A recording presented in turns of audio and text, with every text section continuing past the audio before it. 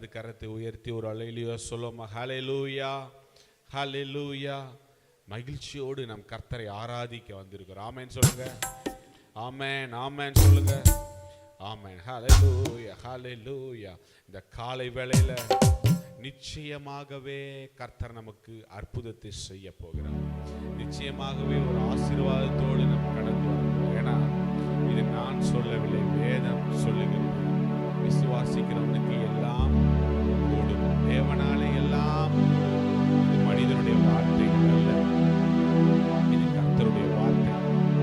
நீங்க என்ன நோக்கத்தோட நீங்க வந்திருக்கீங்க, உங்களுக்கு என்ன பிரேயர் இருக்கு, என்ன உங்களுக்கு வேண்டுதல் இருக்கிறது, உங்களுக்கு தேவை என்ன என்பதை நம்முடைய கர்த்தர் அறிந்திருக்கிறார். ஒரு ஆமேன் சொல்லுங்க. எல்லாரும் ஒரு ஆமேன் சொல்லுங்க. மனிதர்களுக்கு அது தெரியாது, ஆனால் கர்த்தர் அதை அறிவார். வேதம் சொல்லுகிறது, முழங்கால் படியிடுவதற்கு முன்பாகவே உங்களுடைய வேண்டுதல் என்ன என்பதை கர்த்தர் அறிந்திருக்கிறார். தேவை என்ன என்பதை இந்த காலை வேளையில கூட அன்பு தேவனுடைய பிள்ளைகளே, நீங்கள் எந்த ஊரில் இருக்கலாம், எந்த பட்டணத்தில் இருக்கலாம், எந்த நாட்டில் நீங்கள் இருக்கலாம், உங்கள் தேவையை கர்த்தர் அறிவார். ஆமென் சொல்லுங்க. விடுதலையை கர்த்தர் உங்களுக்கு நேராக கொண்டு வருவார். ஒரு ஆசீர்வாதத்தை கர்த்தர் உங்களுக்கு நேராக கொண்டு வருவார். மனிதர்களுடைய சொல்லை அல்ல, கர்த்தருடைய வார்த்தை நம்புங்க. மனிதருடைய வார்த்தை அல்ல, தேவ பிள்ளைய கர்த்தருடைய வார்த்தை நம்புங்க. ஹல்லேலூயா, ஹல்லேலூயா, ஹல்லேலூயா. எல்லாரும் இணைந்து நம் பாடலை நாம் பாடி கர்த்தரை உயர்த்த போகிறோம். தேவன் நாம் உயர்த்தப்படுகிறோம். ஹல்லேலூயா.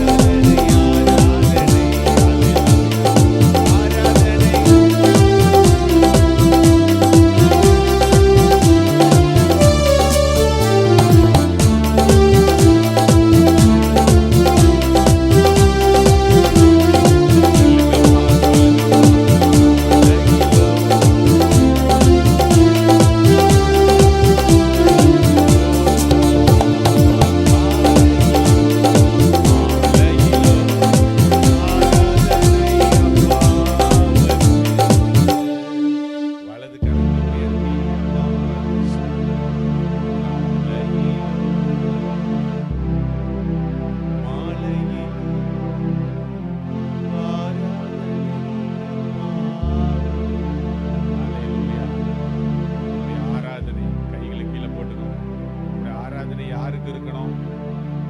யாருக்கு? அப்பாவுக்கு. ஆராதனை என்றால் என்ன? உள்ளத்தின் ஆழத்திலிருந்து நாம் நன்றி சொல்வது, பெருமைப்படுத்துவது, கர்த்தருடைய நாமத்தை உயர்த்துவது. பல நேரங்களில் மனிதர்களை பெருமைப்படுத்திக் கொண்டிருக்கிறோம். பொலிட்டிக்கல் லீடர்ஸ், பிசினஸ்ல சக்சஸ் பண்ணவங்க,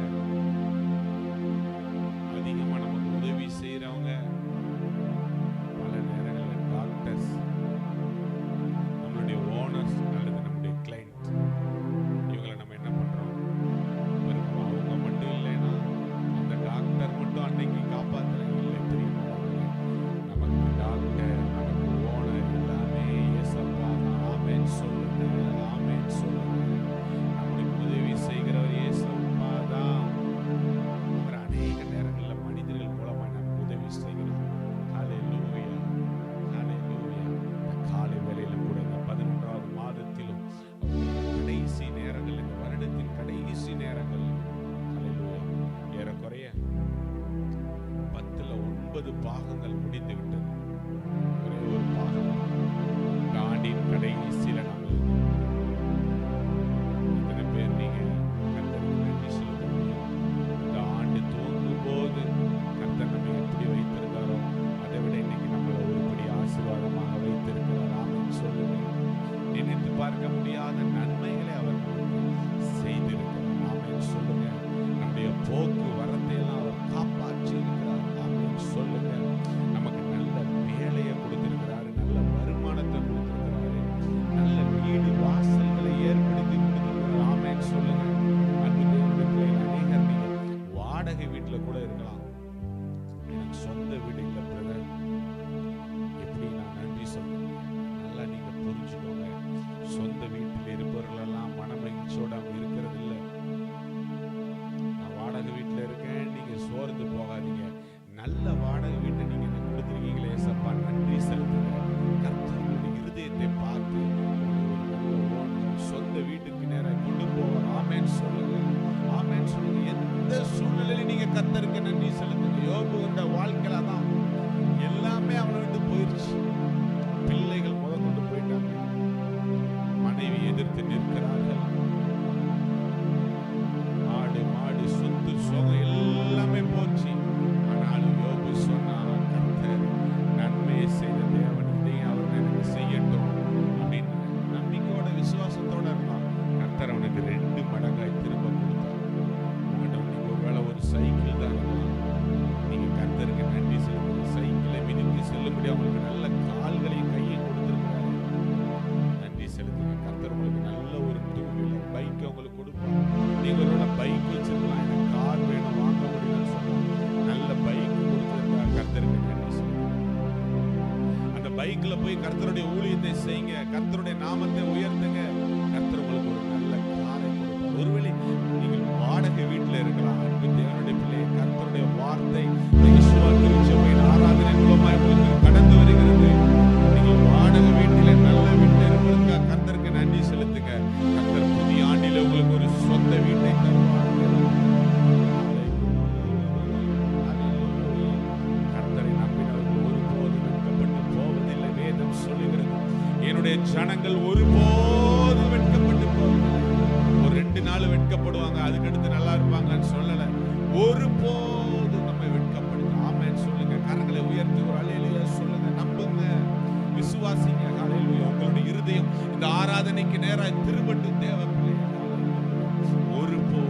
ஒருபோதும் நான் வெட்கப்பட்டு போவதில்லை. சிங்க குட்டிகள் பட்டினி அடைந்து தாழ்ச்சியாக கர்த்தரை தேடும். ஒரு நன்மையும், அந்த ஒருங்கிற வார்த்தை நீங்க அழுத்தி சொல்லுங்க. ஒரு 2 நன்மை கிடைக்கும், 2 நன்மை கிடைக்காது.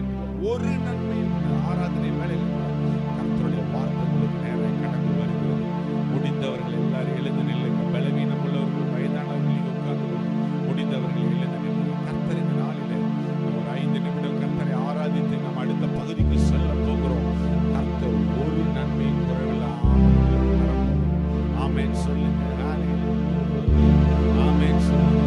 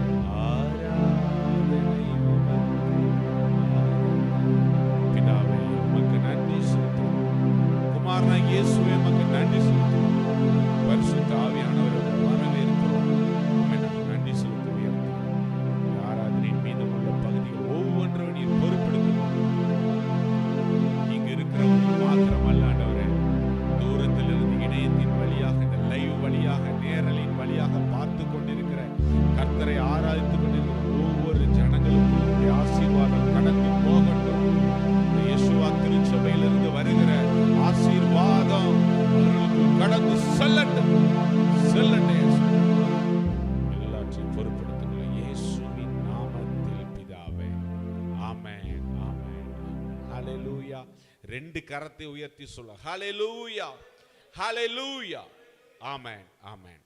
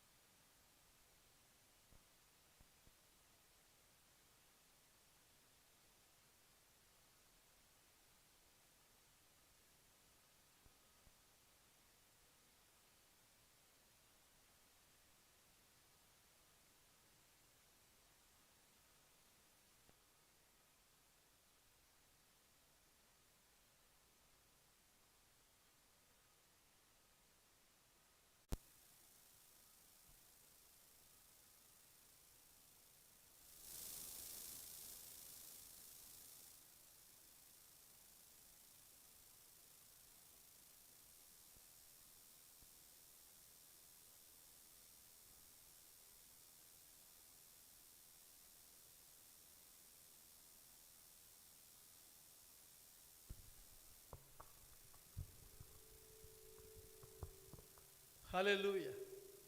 கொஞ்சம் கண்ட்ரோல் பண்ணுங்க தம்பி, கொஞ்சம் அந்த ஒரு இது வருது பாருங்க.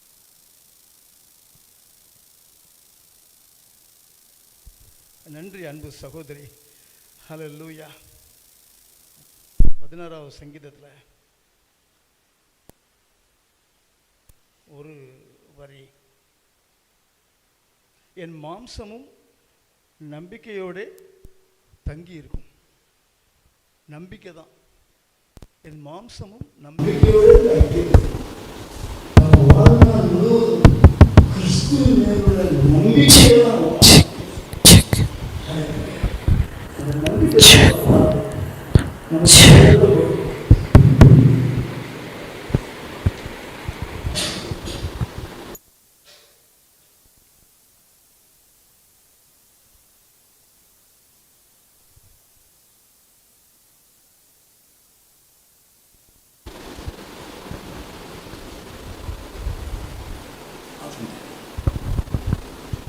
ஹல்லேலூயா. தம்பி செக் பண்ணு. ஹல்லேலூயா.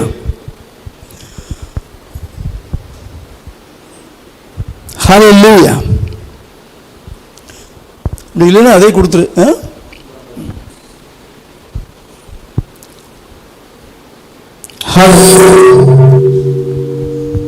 ஹல்லேலூயா ஜீசஸ். தம்பி கொஞ்சம் மானிட்டர் பண்ணி சரியா இருக்கான்னு பார்த்துக்கோங்க. என்ன ஹல்லேலூயா ஜீசஸ். நன்றியோடு உம்மை துதிக்கிறோம். ஹல்லேலூயா. ஹல்லேலூயா. சவுண்ட் வருது பாரு, வைப்ரேஷன். தம்பி ஒரு சவுண்ட் வந்துட்டே இருக்கு.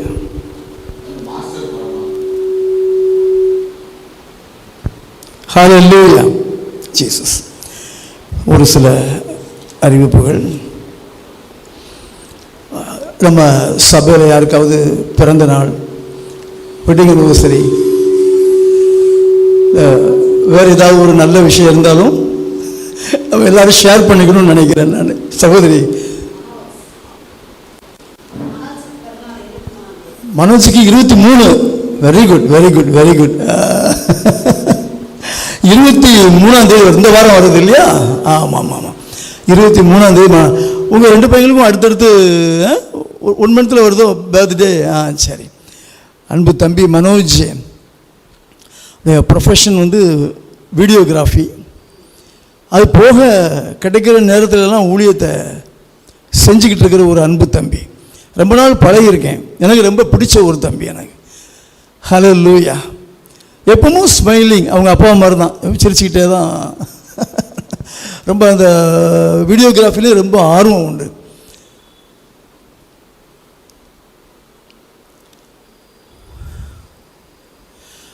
தன் வேலையில் ஜாக்கிரதையாக இருக்கிறவனை கண்டால் அவன் நீசருக்கு முன்பாக அல்ல ராஜாக்களுக்கு முன்பாக நிற்பான்னு வேதம் சொல்லுது. நம்ம வேலையில் நம்ம கரெக்டாக இருக்கும்போது, இந்த டியூட்டியில் நம்ம ஒர்க்கில் ஆர்வமாக இருக்கும்போது நம்ம எங்கே நிற்போம்? ராஜாக்களுக்கு முன்னாடி தான் நிற்போம் நம்ம. ஹல்லேலூயா. அப்படியாகவே அந்த பையனை கர்த்தர் நிறுத்துவார், அவனை மேன்மைப்படுத்துவார். அவனுடைய அந்த ப்ரொஃபஷனில் அவனை மேன்மைப்படுத்துவார், ஆசீர்வதிப்பார். அந்த அன்பு தம்பிக்காக ஒரு நிமிடம் கண்களை மூடி நாம் ஜெபிக்க போகிறோம். ஹல்லேலூயா. ஷபோரிகபா ரீமோ சங்கரபா. நன்றியோடு உம்மை துதிக்கிறோம் சுவாமி. அன்பு தம்பியின் மனோஜுடைய இந்த பிறந்த நாளிலே நாங்கள் அன்பு தம்பியை நாங்கள் நினைக்கிறோம் கர்த்தாவே. நாங்கள் எங்கள் இருதயத்தில் நாங்கள் ஒருமனப்பட்டு அந்த தம்பியை நாங்கள் ஆசீர்வதிக்கிறோம். சகல நன்மைகளையும் உம்மிடத்தில் அவன் பெற்றுக்கொள்ளட்டும் சுவாமி. ஞானத்தையும் விவேகத்தையும் உற்சாகத்தையும் மனமகிழ்ச்சியையும் தைரியத்தையும் தேவன் அவனுக்கு கொடுத்து அவனை மேன்மைப்படுத்த வேண்டுமாய் நாங்கள் ஜெபிக்கிறோம் சுவாமி. காரியங்கள் கைகூடி வரட்டும், அவனுக்கு காரிய சித்தி உண்டாயிருக்கட்டும். கர்த்தர் பொறுப்படுத்திக்கோங்க. போக்கிலும் வரத்திலும் எல்லா இடங்களிலும் மகனை நீர் பாதுகாத்துக் கொள்ள வேண்டும், பொறுப்படுத்திக் கொள்ள வேண்டும், வழி நடத்த வேண்டும், ஆசீர்வதிக்க வேண்டும் என்று நாங்கள் ஜெபிக்கிறோம். ஹல்லேலூயா. அப்போ அவனை போஷித்து அவனை ஆசீர்வதித்து நீ தாங்கி அவனை மேன்மைப்படுத்த வேண்டுமாய் நாங்கள் ஜெபிக்கிறோம். அன்பு தம்பி மனோஜ உங்கள் திருக்கரங்களில் நாங்கள் ஒப்பு கொடுத்து ஜெபிக்கிறோம். இயேசுவின் நாமத்தில் ஜெபிக்கிறோம் நல்ல பிதாவே. ஆமேன் ஆமேன் ஆமேன். வேறு எதுவும் இருக்கா? வெட்டிங் அனிவர்சரி நம்ம ரிலேட்டிவ்ஸ் யாருக்காவது இருந்தாலும் நீங்கள் சொல்லுங்கள். சரியா? ஆமாம், ஜப குறிப்பு இருந்தால் நம்ம ஆராதனை முடிவில் நம்ம ஜப குறிப்பை பற்றி நம்ம பேசுவோம், ஜெபம் பண்ணுவோம். நம்ம கொஞ்ச நேரம் நம்ம இருந்து நம்ம ஜெபிச்சுட்டு போவோம். நம்ம கர்த்தர் நிச்சயமாக ஆசீர்வதிப்பார், கவலைப்படாதீங்க. நான் உத்தரவாதமாக தைரியமாக என்னால் சொல்ல முடியும், தைரியமாக சொல்ல முடியும் பிரியமானவர்களே. நிச்சயமாக நம்ம கர்த்தர் நமக்கு செய்வார். அவரை தேடுகிற ஜனத்துக்கு ஒன்றும் குறைவுபட அவர் விடவே மாட்டார். நம்ம இருதயத்தை பார்க்கிற தேவன். ஹல்லேலூயா, ஹல்லேலூயா. இப்பொழுதும் 2 காரியங்களுக்காக நாம் குயிக்காக நம்ம ஜெபித்து தேவ செய்திக்கு நேராக நாம் கடந்து செல்வோம். முதலாவது, இஸ்ரவேல் தேசத்தில் நடக்கிற யுத்தம் உங்களுக்கு தெரியும். இந்த காசா பகுதியில், பாலஸ்தீன், சிரியா, ஜோர்டான் போன்ற அந்த சுற்றி இருக்கிற அந்த பகுதிகளிலே ரொம்ப உக்கிரமாக யுத்தம் நடந்து கொண்டிருப்பதை நீங்கள் அறிவீர்கள். நிறையா நீங்கள் நியூஸ்லாம் பார்த்துருப்பீங்க, எவ்வளவோ மரணங்கள். ஆனால் நமக்கு ஒன்றும் அது தெளிவாக நமக்கு ஒன்றுமே புரியலை. கர்த்தர் அறிவார், ஏன் இந்த யுத்தம் நீடிக்கிறது, ஏன் இவ்வளவு மரணங்கள், எல்லாம் கர்த்தர் அறிவார். ஆனாலும் கர்த்தர் சரியான நேரத்தில் இந்த காரியத்தில் அவர் தலையிட்டு ஒரு நல்ல முடிவை அவர் நமக்கு கொடுப்பார். அதான் நம்ம நம்பிக்கை. கர்த்தர் நமக்கு ஒரு நல்ல முடிவை கொடுப்பார். அவர் செய்ய நினைப்பது தடைபடாது என்று நாம் அறிந்திருக்கிறோம். கர்த்தர் நல்லதொரு தீர்வை கொடுக்க வேண்டும், நன்மையான காரியத்தை அந்த பகுதியில் தேவன் உண்டாக்கி தர வேண்டும், சமாதானம் சந்தோஷம் அங்கே உண்டாயிருக்க வேண்டும் என்று நாம் ஜெபிப்போம். ஹல்லேலூயா, ஹல்லேலூயா. அப்பா, எருசலேமின் சமாதானத்துக்காக ஜெபித்துக் கொள்ளுங்கள் என்று வேதம் சொல்லுகிறபடி நாங்கள் ஜெபிக்கிறோம். அப்பா, இஸ்ரவேலிலே சமாதானம் உண்டாயிருக்கட்டும், பாதுகாப்பு உண்டாயிருக்கட்டும். அப்பா, சூழ்நிலைகள் எல்லாம் அப்பா சமாதானத்திற்கு ஏதுவாக இருக்க வேண்டுமாய் நாங்கள் ஜெபிக்கிறோம் சுவாமி. காசா பகுதியில் எவ்வளவோ அழிவுகள், நாசங்கள், உயிர் சேதங்களை நாங்கள் பார்க்கிறோம் கர்த்தாவே. அப்பா, எங்களுக்கு மிகவும் கலக்கமாக இருக்கிறது சுவாமி. ஆனாலும் நீர் எல்லாம் அறிந்திருக்கிறீர். இன்னும் அந்த யுத்தம் உக்கிரம் அடையாமல் தேவன் இடைப்பட்டு ஒரு சரியான ஒரு காரியத்தை அங்கே செய்து முடிக்க வேண்டுமா நாங்கள் ஜெபிக்கிறோம்.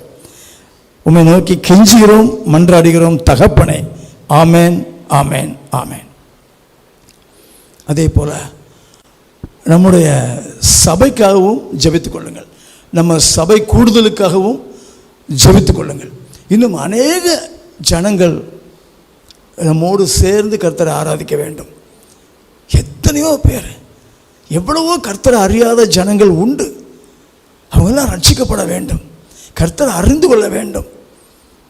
யாரும் துக்கமாக, வேதனையோடு, ஃபெயிலியராக இந்த உலகத்தில் வாழ வேண்டிய அவசியமே இல்லை. இயேசு கிறிஸ்து நம்ம கூட இருந்தால் எல்லாமே நமக்கு வெற்றி தான். ஒரு ஃபெயிலியர் நம்ம வாழ்க்கையில் வர வேண்டிய அவசியமே இல்லை. அது கிறிஸ்தவங்களுக்கு அது அவசியமே கிடையாது. ஃபெயிலியர்னால் நம்ம அது என்ன காரணம்னு பார்த்து கர்த்தருக்குள்ளாக அதை நாம் சரி செய்து கொள்ள முடியும். எனவே அதற்காக நாம் ஜெபிப்போம். நாம் மட்டும் ஆராதிக்கிறோம், கர்த்தரை மகிமைப்படுத்துகிறோம், சந்தோஷமாக இருக்கும், கர்த்தரை ருசிக்கிறோம் நம்ம ஒவ்வொரு நாளும். அதே போல் மற்ற ஜனங்களும், எண்ணற்ற ஜனங்கள், நம்ம எவ்வளோ பேரை பார்க்குறோம். நம்ம இந்த குடிக்கிற ஜனங்களை பார்த்துருக்கீங்களா? எவ்வளோ பேர் இந்த டாஸ்மாகில் குடிக்கிறாங்கன்னு பார்த்தீங்களா? எவ்வளோ பேர் குடிக்கிறாங்க, அழிஞ்சு போகிறாங்களே. சமீபத்தில் நான் கேள்விப்பட்ட ஒரு காரியம் என்னை உலுக்கியது. என்னென்னா, இப்போ லேட்டஸ்ட்டாக சின்ன பையங்கள்லாம் குடிக்கிறாங்க. ஸ்கூல் முடிக்கிற பையங்க, 11th 12th படிக்கிற பையங்க எல்லாம் குடிக்கிறாங்க. நான் கேள்விப்பட்டேன். நான் அது என் இருதயத்தை அது உடைத்தது பிரியமானவர்களே, என் இருதயத்தை உடைத்தது. கொடிய ஒரு பாவம், வாழ்க்கையே அழிந்து போகும். அவங்கள கர்த்தர் மீட்டுக்கொள்ள வேண்டும், மீட்டுக்கொள்ள வேண்டும். அந்த ஜனங்களுக்கு இயேசு தேவை, அதை நாம் அறிந்திருக்கிறோம். இயேசுவை நம்ம அவங்களுக்கு அறிமுகப்படுத்தணும். அதான் நம்ம மேலே விழுந்த கடமை. அநேக ஜனங்களை நாங்கள் எதிர்பார்க்கிறோம் ஆராதனைக்கு. எத்தனையோ சபைகள் இருக்குது, ஆனாலும் புதிய புதிய ஆத்துமாக்கள் சபையில் அனுதினமும் சேர்த்து கொள்ளப்பட்டே வர வேண்டும். அதான் முக்கியம். அதற்காக ஜெபித்து கொள்ளுங்கள். அதுக்காக ரொம்ப பாரத்தோடு நீங்கள் ஜெபிக்க வேண்டும் என்று நான் விரும்புகிறேன். ரொம்ப ஜெபிக்கணும். நாங்களும் ஜெபித்து கொண்டு தான் இருக்கிறோம். தொடர்ந்து ஜெபிப்போம். கர்த்தர் அநேக ஆத்துமாக்களை நமக்கு கொண்டு வருவார். இன்னும் பெரிய இடத்தை நமக்கு காட்டுவார். ஒரு பெரிய இடத்துக்கு நம்மை அழைத்து செல்வார் என்று நாம் கர்த்தருக்குள் நாம் நம்புகிறோம். கர்த்தர் கிருபை செய்வார். அதற்காக நாம் ஜெபிப்போம். ஒரு நிமிடம். ஹல்லேலூயா ஜீசஸ். அப்பா, நீ சபையை எவ்வளவாய் நேசிக்கிறீர். உம்முடைய மணவாட்டி என்று நீர் சொல்லுகிறீர். உம்முடைய மணவாட்டி என்று நீர் சொல்லுகிறீர். சபையை ஆசீர்வதிக்கிறீர், நேசிக்கிறீர் சுவாமி. நாங்களும் கூட அப்பா, உங்கள் நாமம் மகிமைப்படும்படியாய் அநேக ஜனங்களை நீர் இந்த சபையிலே கொண்டு வந்து சேர்க்க வேண்டுமாய் நாங்கள் கெஞ்சி மன்றாடுகிறோம் சுவாமி. மந்தை பெருகுவது போல ஜனக்கூட்டம் இங்கே பெருகட்டும். இந்த சபை ஆசீர்வதிக்கப்படட்டும். ஜனங்கள் நிரம்பி வழியட்டும். மந்தை பெருகட்டும். ஆசீர்வதியும் சுவாமி. எண்ணற்ற ஜனங்கள் உம்மை கண்டுகொள்ளவும், உங்கள் நாமத்தை மகிமைப்படுத்தவும், விடுதலையோடு ஆராதிக்கவும், நீர் கொடுக்கிற விடுதலையை முழுமையாக என்ஜாய் பண்ணவும் கர்த்தர் கிருபை செய்வீராக. இந்த உலகத்தில் வாழ்கிற அடிமைத்தன வாழ்க்கை எங்களுக்கு வேண்டாம் சுவாமி. இந்த அடிமைத்தன வாழ்க்கை வேண்டாம். சுதந்திரமாக அப்பா உமக்குள்ளாக நாங்கள் ஒரு மகிமையான வாழ்க்கை வாழ கர்த்தர் கிருபை செய்ய வேண்டும். அதற்காக எங்களையும் பலப்படுத்தும். நாங்களும் உத்தரவாதத்தோடு இந்த சபையில் நாங்கள் செயல்பட வேண்டும் சுவாமி. உத்தரவாதத்துடன் நாங்கள் செயல்பட வேண்டும்.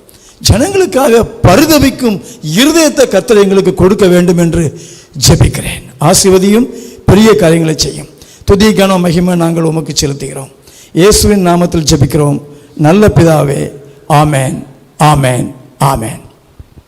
பிரவீன் தம்பி வால்யூம் சரியாக இருக்கான்னு மட்டும் பார்த்துக்கோங்க. நல்லா இந்த ஸ்பீக்கர் வால்யூம் மட்டும் இல்லை, உங்கள் ரெக்கார்டிங் வால்யூமும் நல்லா இருக்கான்னு கொஞ்சம் எனக்காக செக் பண்ணிக்கோங்க. ஹல்லேலூயா, ஹல்லேலூயா. கடந்த 3 தினங்களாக நான் செய்திக்காக கர்த்தர் சமூகத்தில் காத்திருக்கும் பொழுது, ஜெபித்து கொண்டிருக்கும் பொழுது கர்த்தர் ஒரு காரியத்தை குறிப்பிட்டு காண்பித்தார். நீங்கள் மட்டும் இல்லை, இந்த ஆன்லைனில் கலந்து கொள்கிற ஜனங்கள் மற்றும் அநேக கிறிஸ்தவர்கள் அதிக பலவீனத்தோடு காணப்படுகிறார்கள். அதிக பலவீனத்தோடு காணப்படுகிறார்கள். அதை குறித்து கர்த்தர் எனக்கு ஒரு பாரத்தை கொடுத்தார். அதே சமயம் கடந்த 2 நாட்களாக நானுமே கொஞ்சம் பலவீனப்பட்டிருந்தேன். அப்படின்னா ஃபீவர் அப்படிலாம் இல்லை, படுத்த படுக்கையெல்லாம் இல்லை. பட் கொஞ்சம் ஸ்டாமினா, எனர்ஜி போதுமான அளவுக்கு இல்லாதபடி நான் கொஞ்சம் வீக்காக, கொஞ்சம் அசந்து போச்சுமாங்கல்ல, கொஞ்சம் சோர்ந்து போதுமாங்கல்ல சரீரம். அப்படி தான், வேற ஒன்றும் ரொம்ப சிக்காக இல்லை. ஆனால் கடந்த வாரத்தில் சகோதரி 2 நாளாக அல்சர் பெயினால் கஷ்டப்பட்டாங்க.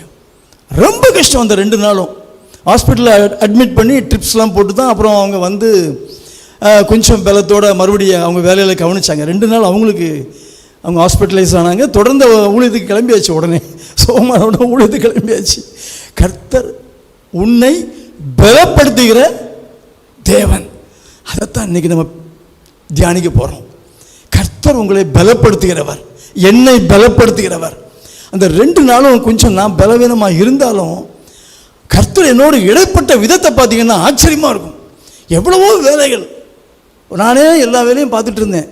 ரொம்ப டைட்டாக தான் இருந்துச்சு. ஆனாலும் அதுக்கு மத்தியில் எனக்கு ஒரு பலத்தை கொடுத்துக்கிட்டே இருக்கிறார். அதை ஏன் எல்லாருக்கும் அவர் செய்ய மாட்டார்? செய்வார். அதை சொல்லி தான் இன்றைக்கி உங்களை நான் தைரியப்படுத்த விரும்புகிறேன். உங்களை பலப்படுத்துகிற தேவன், நம்ம தேவன் நமக்கு பலத்தை கட்டளையிட்டிருக்கிறார். கவலைப்படாதீங்க. ஞானத்தை கொடுப்பார், சமாதானத்தை கொடுப்பார், தைரியத்தை கொடுப்பார், பலத்தையும் கொடுப்பார். அவர் நம்மை பலத்தால் இடை கட்டுகிற தேவன். நல்லா புரிஞ்சுக்கோங்க இந்த பாயிண்ட்.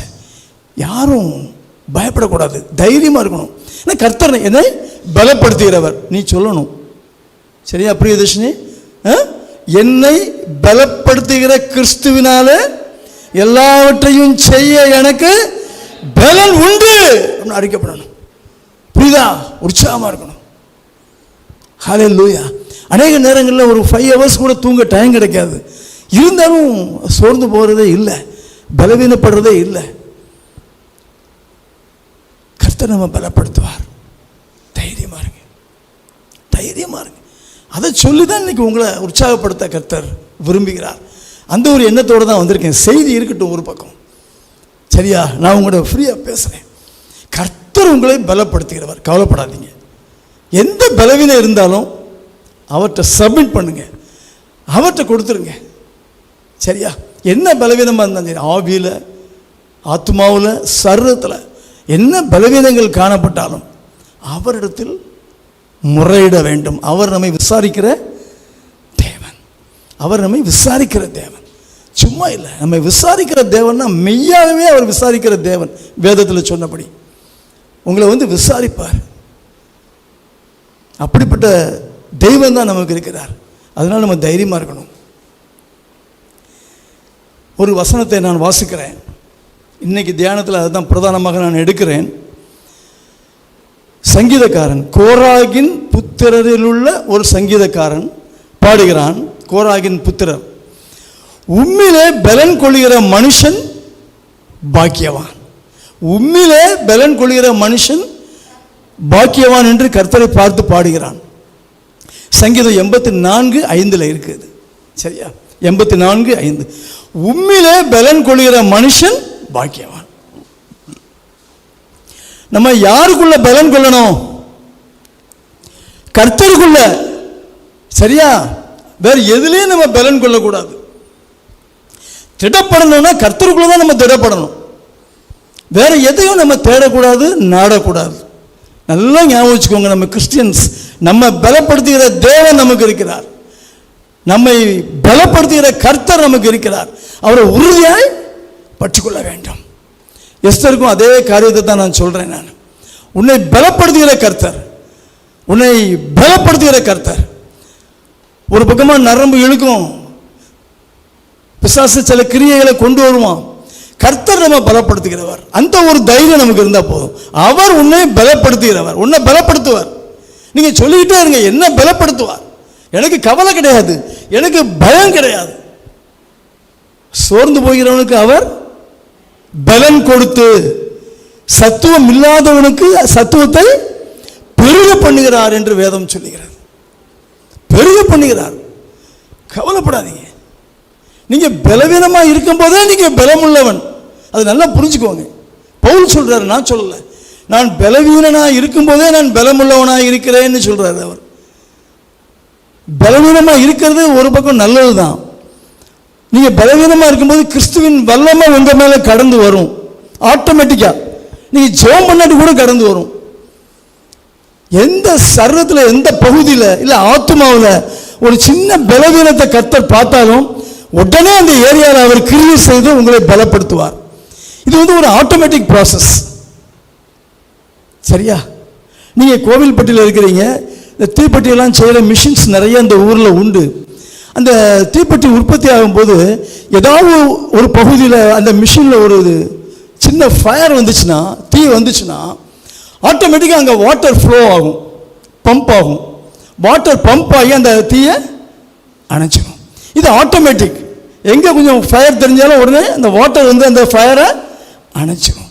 அதே மாதிரி தான் உங்ககிட்ட ஒரு பலவீனத்தை கர்த்தர் பார்த்தாருன்னா ஆட்டோமேட்டிக்காக அவர் உங்களை பலப்படுத்த ஆரம்பிச்சிருவார். இம்மீடியட்டாக அதை நீங்கள் உணர முடியும். கொஞ்சம் அதை அப்படியே நீங்கள் சிந்திச்சு பாருங்கள், அதை அட்டன் பண்ணி பாருங்கள், உங்களுக்கு தெரியும்.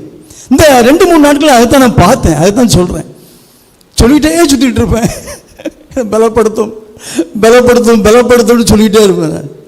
புரியுதா? அது அதிகமாக வார்த்தையை தியானிப்பேன் நான். அதனால் எனக்கு கொஞ்சம் ஸ்ட்ரென்த்து கொடுத்துக்கிட்டே இருப்பார். ஸ்ட்ரென்த்து கொடுத்துக்கிட்டே இருப்பார். மனுஷன் அப்பத்தினால் மாத்திரமல்ல, தேவனுடைய வாயிலிருந்து புறப்படுகிற ஒவ்வொரு வார்த்தையினாலும் பிழைப்பான். ஒவ்வொரு வார்த்தையும், இந்த வேதத்தில் உள்ள ஒவ்வொரு வார்த்தையும் உங்களை பலப்படுத்தும், உங்களை பலப்படுத்தும், திடப்படுத்தும், தைரியத்தை கொடுக்கும். வாசிக்க வாசிக்க வாசிக்க உங்களுக்குள்ள ஒரு உற்சாகம், ஒரு பலன் உங்களுக்குள்ள உண்டாயிருக்கும். உறுதி. ஹல்லேலூயா, ஹல்லேலூயா. உம்மிலே பலன் கொள்கிற மனுஷன் பாக்கியவான். அதான் வசனம் நமக்கு இன்னைக்கு தியானத்துக்கு. உம்மிலே, அவரில் தான் நீங்கள் பலன் கொள்ளணும். எப்போ நீங்கள் வீக்காக ஃபீல் பண்ணாலும் உடனே ஜெபம் பண்ண ஆரம்பிச்சிருங்க, இம்மீடியட்டாக. அப்புறம் ஹாஸ்பிட்டல் போங்க, வாங்க, எல்லாம் செய்யுங்க, நீங்கள் கவனிங்க. சரியா? ஆமாம், மருந்து சாப்பிடுங்க, இல்லை நல்லா ஒரு கஷாயம் குடிங்க. என் ஒய்ஃபுக்கு அல்சர் பெயின் வந்திருக்கும்போது நாங்கள் 2 நாள் கஞ்சி தான் குடிச்சிட்டு இருந்தோம். ஆமாம், இடியாப்பம் அப்படி. அந்த மாதிரி நம்ம உடம்பை நம்ம கவனிச்சுக்கலாம். இருந்தாலும் பலன் கொடுக்கிறவர் அவர் தான். சரியா?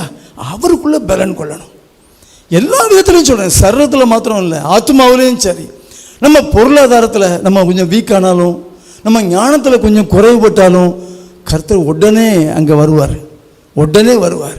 அந்த குறைவை அவர் சரி செய்வார், நிறைவாக்குவார். கவலைப்படாதீங்க.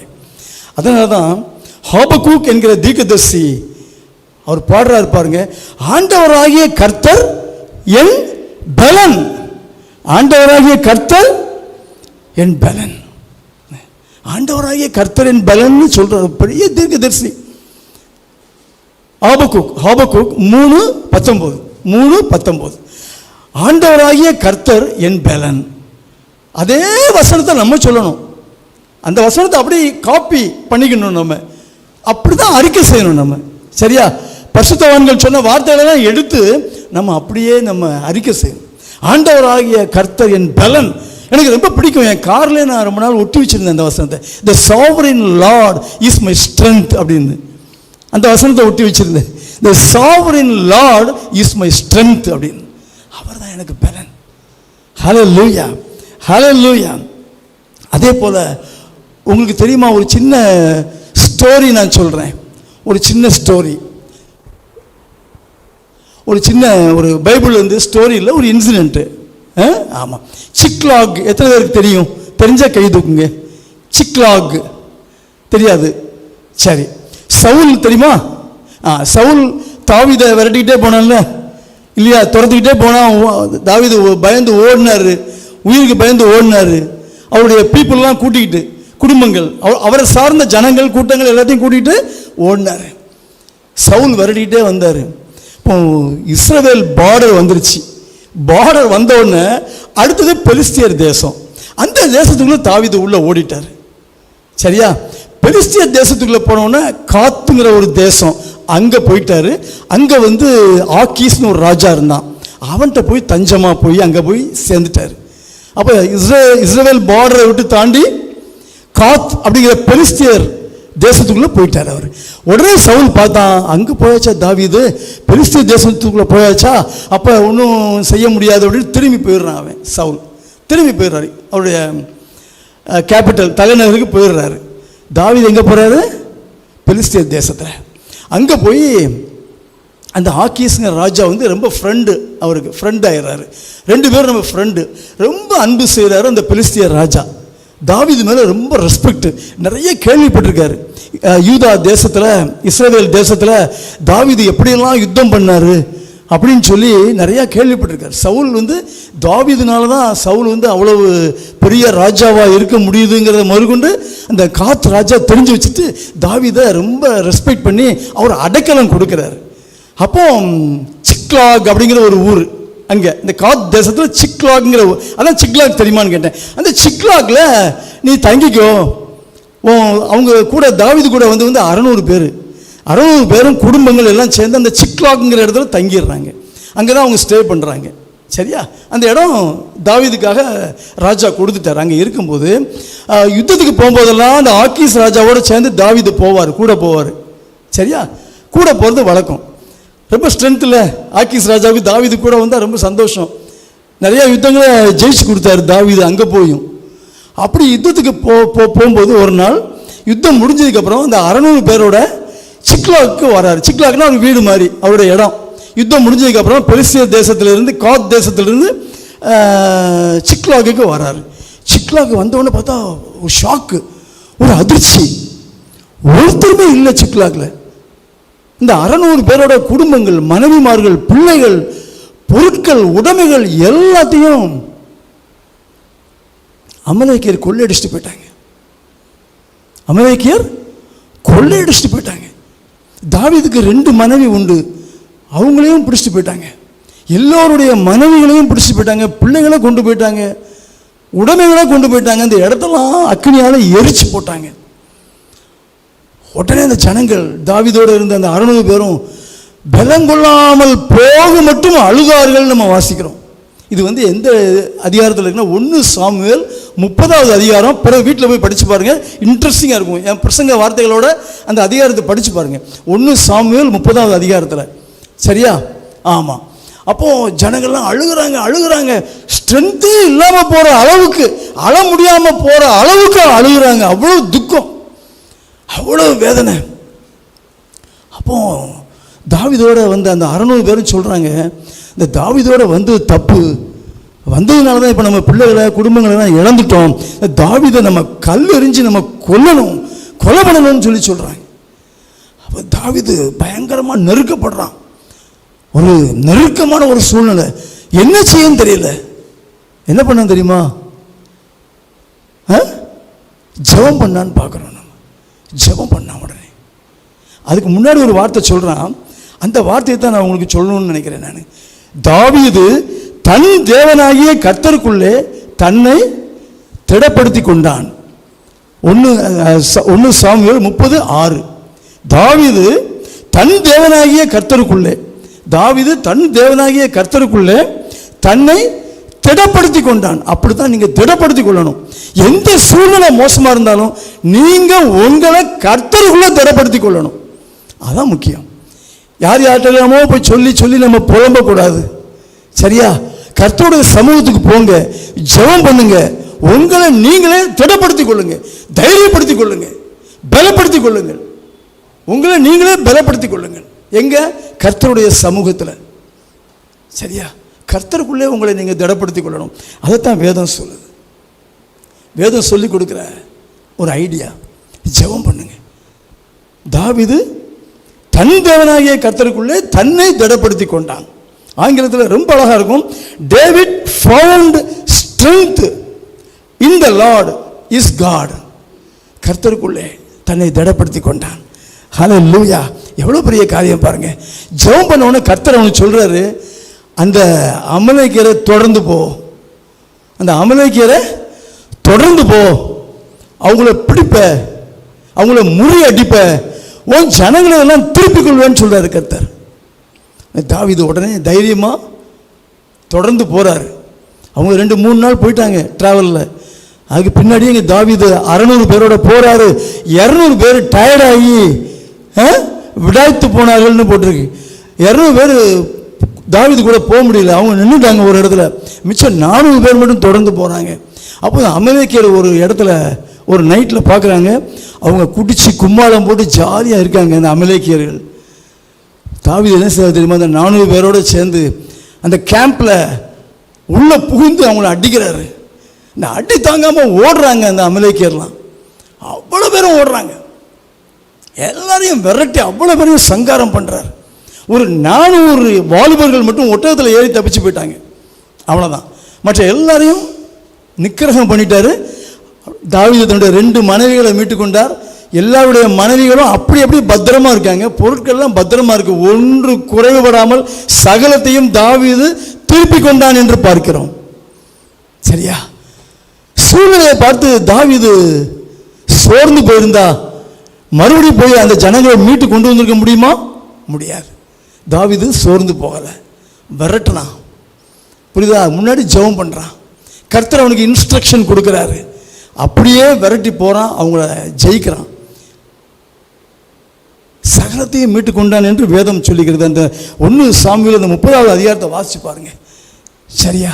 ரொம்ப இன்ட்ரெஸ்டிங்காக இருக்கும். சிக்லாக், அதான் அவருடைய, எல்லாரையும் கூட்டிட்டு சிக்லாக்கு திரும்பி வந்துட்டார். அவர் ஒரு பெரிய வெற்றி தாவீதுக்கு. காரணம், கர்த்தருக்குள்ளே தாவீது தன்னை திடப்படுத்தி கொண்டான். அதான் காரணம். நாமும் பிரியமானவர்களே நம்மை திடப்படுத்தி கொள்ள வேண்டும். எந்த சூழ்நிலை மோசமாக இருந்தாலும் பரவாயில்லை, எவ்வளவு மோசமாக இருந்தாலும் பரவாயில்லை, நீங்கள் உங்களை திடப்படுத்திக் கொள்ளுங்கள், தைரியப்படுத்திக் கொள்ளுங்கள், பலப்படுத்திக் கொள்ளுங்கள். கர்த்தருக்குள்ள வேற யாருக்குள்ளேயும் கிடையாது. எந்த மனுஷனையும் நம்புறது விருதான்னு வேதம் சொல்லுது. யாரையும் நம்ப முடியாது. யார்கிட்ட போய் நீங்கள் உங்கள் கஷ்டங்களை நீங்கள் சொன்னாலும் உங்களோட கூட கொஞ்ச நேரம் கேட்பாங்க, ஃபீல் பண்ணுவாங்க, அழுவாங்க, எல்லாம் செய்வாங்க. ஆனால் சொல்யூஷன் கொடுக்க முடியாது.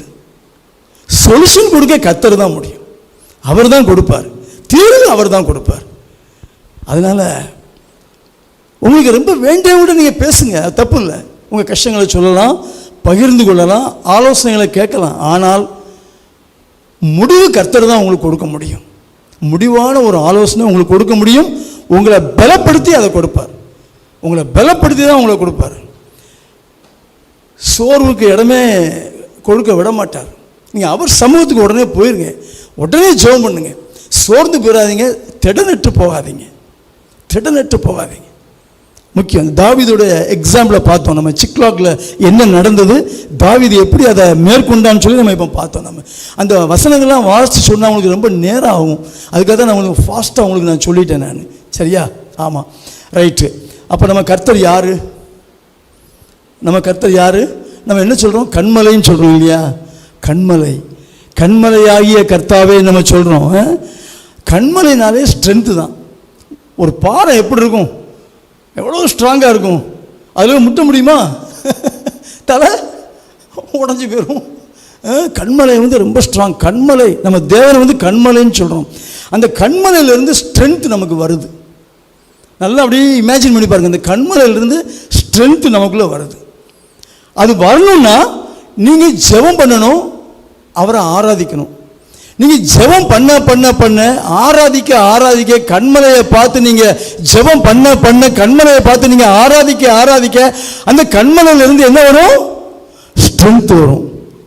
நம்ம பாத்ரூமில் ஷவர் வச்சுருப்போம், பார்த்துருக்கீங்களா? ஷவர் பாத் வச்சுருப்போம்ல, அது திறந்தா என்ன செய்யும்? தண்ணி வரும். ஷவர் இல்லையா? திறந்த ஒன்று. அதை மாதிரி தான் நம்ம தேவன் கண்மலை. அவரை பார்த்து நீங்கள் ஜெபிக்கும் போது ஆராதிக்கும் போது அந்த கண்மலையில் வந்து ஸ்ட்ரென்த் உங்களுக்குள்ளே வரும். இது ஒரு ஆவிக்குரிய ஒரு ரகசியம். அந்த பலத்தை பெற்றுக்கொள்ளணும்னா நம்ம ஜெபம் பண்ணணும், ஆராதிக்கணும். சோர்ந்து போகக்கூடாது. போர்வையை போட்டு இழுத்து மூடிட்டு தூங்கக்கூடாது. புரியுதா? ஆமாம். சோறு வரும்போது அப்போ தான் நம்ம ஜெபமே பண்ணணும். ஆப்போசிட், சோறு வரும்போது எல்லாம் அசந்து படுத்துருவாங்க. கர்த்தர் என்ன சொல்கிறாரு? எழுந்து ஜெபம் பண்ணுன்னு சொல்கிறார். சரியா? ஆமாம். சோர்வுக்கு இடமே இல்லை கிறிஸ்டியன் வாழ்க்கையில். வாசிக்கலாம். சங்கீதம் 28:7 வாசிமா. யாராவது ஒருத்தர் வாசிங்க. சங்கீதம் 28:7. கர்த்தர் என் பலனும் என் கேடகமுமாய் இருக்கிறார். போதும், தாவீது சொல்றார், கர்த்தர் என் பலனும் என் கேடகமுமாய் இருக்கிறார். கேடகம் இந்த காலத்தில் கேடகம்லாம் நீங்கள் பார்க்க முடியாது. அந்த காலத்தில் யுத்தத்தில் கேடகம் ரொம்ப ஒரு மெயின். அதான் தற்காப்புக்காக வச்சுருப்பாங்க. கேடகமை தூக்கிக்கிட்டு தான் அவங்க யுத்தத்துக்கு போவாங்க. அது உங்களை பாதுகாத்து கொள்ளும். புரியுதா? உங்களுக்கு அது ஒரு பெரிய ஹெல்ப்பாக இருக்கும் அந்த கேடகம் வந்து. அதான் என்ன சொல்கிறது? கர்த்தரின் பலனும் என் கேடகமுமாக இருக்கிறார்னு தாவீது சொல்கிறார். அதை நம்ம பார்க்குறோம். நம்ம கர்த்தர் நமக்கு கேடகம், கர்த்தர் நமக்கு பலன், அது சொல்லிக்கிட்டே இருக்கணும். நம்ம ஆபகுக்கு சொன்னதை பார்த்தோம், இப்போ தாவீது சொல்கிறத பார்க்குறோம். சரியா? ஆமாம். ஸோ கர்த்தர் நமக்கு பலன். இதில் ஒரு 81வது சங்கீதம் எடுங்க. 81வது சங்கீதம் முதல் வசனம் வாசிங்க. ஆசாப்புங்கிற சங்கீதக்காரன் கர்த்தரை பார்த்து எப்படி துதிக்கிறாருன்னு பாருங்க. நம்முடைய பலனாகிய தேவனை, போதும், கம்பீரமாய் பாடி, நம்முடைய பலனாகிய தேவனை கம்பீரமாய் பாடி. சொல்லுங்க, தொடர்ந்து வாசிங்க. யாக்கோபின் தேவனை குறித்து ஆர்ப்பரியுங்கள். சரியா? நம்முடைய பலனாகிய தேவனை கம்பீரமாய் பாடி, நம்முடைய பலனாகிய தேவனை கம்பீரமாய் பாடி, யாக்கோபின் தேவனை குறித்து ஆர்ப்பரியுங்கள். பலனாகிய தேவன், he is full of strength, he is the source of strength. பலன் அவருக்குள்ள நிறைய இருக்கு. உங்களுக்கு பலத்தை கொடுத்ததுனால அவருக்கு பலம் குறைஞ்சி போயிடும்னு நினைக்காதீங்க. உங்கள்கிட்ட ஒரு 100 ரூபா இருக்குது, நீங்கள் யாருக்காவது 20 ரூபா கொடுத்தீங்கன்னா மிச்சம் எவ்வளோ இருக்கும்? 80 ரூபா இருக்கும். அப்படி கிடையாது. கர்த்தர் உங்களுக்கு பலத்தை கொடுத்துக்கிட்டே இருப்பார், அன்லிமிட்டடாக கொடுப்பார். அவருக்கு பலம் குறையவே குறையாது, குறையவே குறையாது. எவ்வளவு கொடுத்தாலும் சரி, பலத்தை கொடுப்பார். 29வது சங்கீதத்தில் 11 கனகா சிஸ்டர் வாசிங்க. 29:11. கர்த்தர் தமது ஜனத்துக்கு பலன் கொடுப்பார். கர்த்தர் தமது ஜனத்துக்கு பலன் கொடுப்பார். பலன் கொடுத்துக்கிட்டே இருப்பார். நம்ம தான் பெற்றுக்கொள்ளணும், நம்ம தான் கேட்கணும். சரியா? வாயில கொண்டு வந்து ஊட்டுவாரா கடவுள்னு சொல்லுவாங்க சில பேர். பட் நம்ம கர்த்தர் வாயிலே வந்து ஊட்டுவார். நம்ம நம்பணும். சரியா? ஆமாம், உங்களை பலத்தால இடை கட்டுவார். ஆமாம், உனக்கு வாயில் வந்து ஊட்டணுமாக்கும் உனக்கு அப்படிம்பாங்க இந்த உலகத்தில். பட் கர்த்தர் ஊட்டுவார். கர்த்தர் பலத்தால் உங்களை இடை கட்டுவார், எல்லாம் செய்வார். நம்ம தான் கொஞ்சம் தகுதி ஆகணும், வேற ஒன்றும் இல்லை. நம்ம கொஞ்சம் தகுதி ஆகணும். சரியா? அவர் செய்வார். கர்த்தர் தம் ஜனத்துக்கு பலன் கொடுப்பாருன்னு தான் போட்டிருக்கு சங்கீதத்தில். ஹல்லேலூயா. இப்போ ஒரு முக்கியமான ஒரு கட்டத்துக்குள்ளே நம்ம வர்றோம். கர்த்தருக்குள்ளே நம்ம எப்படி பலன் கொள்ள முடியும்? நீங்கள் சொல்கிறீங்க, ஆரம்பத்தில் வசனம் சொன்னீங்க, உண்மையிலே பலன் கொள்கிற மனுஷன் பாக்கியவான். உண்மையிலே பலன் கொள்கிற மனுஷன் பாக்கியவான். எப்படி கர்த்தருக்குள்ளே நம்ம பலன் கொள்ள முடியும்? எப்படி பலன் கொள்ள முடியும்? சரியா? அவர் வரும்போது ஒரு பக்கெட்டை தூக்கிட்டு நிற்கணுமா? பலத்தை ஊற்றுவார் அப்படின்னு சொல்லி வெயிட் பண்ணணுமா? இல்லை, எப்படி அவர் செய்வார்? எப்படியா அவருக்குள்ளே பலன் கொடுது? தாவீது தேவனாகிய கர்த்தருக்குள் தன்னை திடப்படுத்தி கொண்டான்னு சொல்கிறீங்க. ஆனால் ஒரு ஆத்தர் எழுதியிருக்கிறாரு, தாவீது வந்து தன் தேவனாகிய கர்த்தருக்குள் தன்னை திடப்படுத்தி கொண்டான்னு போட்டிருக்க ஒழிய எப்படி திடப்படுத்தி கொண்டான்னு அதில் போடலைன்னு சொல்லி ஒரு ஆத்தர் எழுதியிருக்கிறார். ஒரு பெரிய ஒரு பைபிள் அத்தாரிட்டி ஒருத்தர் எழுதியிருக்கிறார். எப்படி தாவீது தன்னை கர்த்தருக்குள் திடப்படுத்தி கொண்டான்னு அங்கே எழுதப்படவே இல்லை அப்படின்னு சொல்லி. ஆனால் நம்ம ஜெபிக்கும் போது அவர் சமூகத்தில் அமர்ந்து கேட்கும் பொழுது அவர் நமக்கு சொல்லிக் கொடுப்பார் எப்படி கர்த்தருக்குள் நாம் பலன் கொள்ள முடியும்னு. நான் கொஞ்சம் தியானிச்சுக்கிட்டு இருந்தேன். அப்போ கர்த்தர் என்னோட சொன்ன சில காரியங்களை நம்ம இப்போ ஷேர் பண்ணுறோம். நம்ம சரியா? கர்த்தருக்குள் நாம் எப்படி பலன் கொள்ள முடியும்? நம்பர் 1, நீங்கள் அமர்ந்திருந்து நானே தேவன் என்று அறிந்து கொள்ளுங்கள். நீங்கள் அமர்ந்திருந்து நானே தேவன் என்று அறிந்து கொள்ளுங்கள். ஒன்றும் ஆர்ப்பாட்டம்லாம் பண்ண வேண்டாம். நீங்கள் அமர்ந்திருந்துன்னா, நிறைய பேருக்கு இந்த மீனிங் சரியாக புரியாது. அமர்ந்திருந்துன்னா உட்கார்ந்துருந்துன்னு கிடையாது. அமர்ந்திருந்துன்னா அமைதியாக இருந்து, பதட்டப்படாதீங்க, அவசரப்படாதீங்க, பொறுமை இழந்துடாதீங்க. அமைதியாக அவர் சமூகத்தில் அமர்ந்து அவரே தேவன் என்று அறிந்து கொள்ளுங்கள். பிரச்சனை வந்துருச்சா, கதவை பூட்டி ஜெபம் பண்ண ஆரம்பிச்சிருங்க. அவர் சமூகத்தில் அமர்ந்துருங்க, அமைதியாக இருங்க, பதட்டமே வேண்டாம். அமைதியாக அவர் சமூகத்தில் அமர்ந்து ஜெபித்து கொண்டே இருங்கள். கர்த்தர் உங்களோட பேசுவார். கர்த்தர் அந்த சீனுக்கு வந்துடுவார். எங்கே பிரச்சனையோ உங்களுக்கு, எங்கே நீங்கள் பலவீனத்தை சந்திச்சிங்களோ அந்த இடத்துக்கு கர்த்தர் வந்துடுவார். எங்கே பலவீனம் உண்டாயிருக்கோ அந்த இடத்துக்கு அவர் வந்துடுவார். நீங்கள் ஜெபம் மட்டும் பண்ணணும். அவர் சமூகத்தில் அமர்ந்திருந்து, புரியுதா? எங்கே அமர்ந்திருக்கோங்கிறது முக்கியம் இல்லையா? அமர்ந்து எங்கே இருக்க முடியும்? அவர் சமூகத்தில் தான் அமர்ந்திருக்க முடியும். சினிமா தேட்டரில் போய் அமர்ந்திருக்க முடியுமா? முடியாது. அங்கே அமைதியாக இருக்க முடியுமா? முடியாது. அவர் சமூகத்தில் அமர்ந்து அமைதியாக இருங்க, பொறுமையாக இருங்க, ஜெபம் பண்ணுங்க. அவரே தேவன் என்று அறிந்து கொள்வீர்கள். எப்படி? அவரே தேவன் என்று அறிந்து கொள்வீர்கள். முடிவில் அமர்ந்திருந்து, ஃபர்ஸ்ட் பாயிண்ட், நீங்கள் அமர்ந்திருந்து நானே தேவன் என்று அறிந்து கொள்ளுங்கள்னு கர்த்தர் சொல்றாரு. நான் சொல்லலை, அந்த வசனத்தை தான் முதல்ல எடுத்திருக்கேன், முதல் பாயிண்டா எடுத்திருக்கேன். நீங்கள் அமர்ந்திருந்து நானே தேவன் என்று அறிந்து கொள்ளுங்கள். சங்கீதம் 46:10. சங்கீதம் 46:10. அதான் நம்ம முதல் பாயிண்டா எடுத்திருக்கேன். நீங்கள் அமர்ந்திருந்து அமைதியாக இருந்து பொறுமையோட கர்த்தர் சமூகத்தில் அமர்ந்து அவருக்காக காத்திருந்து ஜெபிக்கும் பொழுது அவரே தேவன் என்று நீங்கள் அறிந்து கொள்வீர்கள். அப்படின்னா என்னங்க? அமர்ந்திருந்துனா அவர் சமூகத்தில் காத்திருப்பது, காத்திருக்கிற அனுபவம். கர்த்தருக்காக காத்திருக்கிற அனுபவம் தான் அமர்ந்திருந்து. கர்த்தருக்காக காத்திருக்கிற அனுபவம். அவர் சமூகத்தில் அமர்ந்து காத்திருப்பதுன்னா என்னது? ஜெபம் பண்ணிக்கிட்டே இருக்கணும். அப்புறம் ஒரு கேப், பைபிள் படிங்க, ரைட். அப்புறம் பைபிள் தியானம் பண்ணுங்க. அப்புறம் ஒரு கேப்பு. அப்புறம் நீங்கள் அவரை துதிக்கணும், ஆராதிக்கணும், துதிக்கணும், ஆராதிக்கணும். இதை மாறி மாறி மாறி செய்யணும். அதான் கர்த்தருக்கு காத்திருக்கிற அனுபவம். நம்பிக்கை நிறைய இருக்கணும்.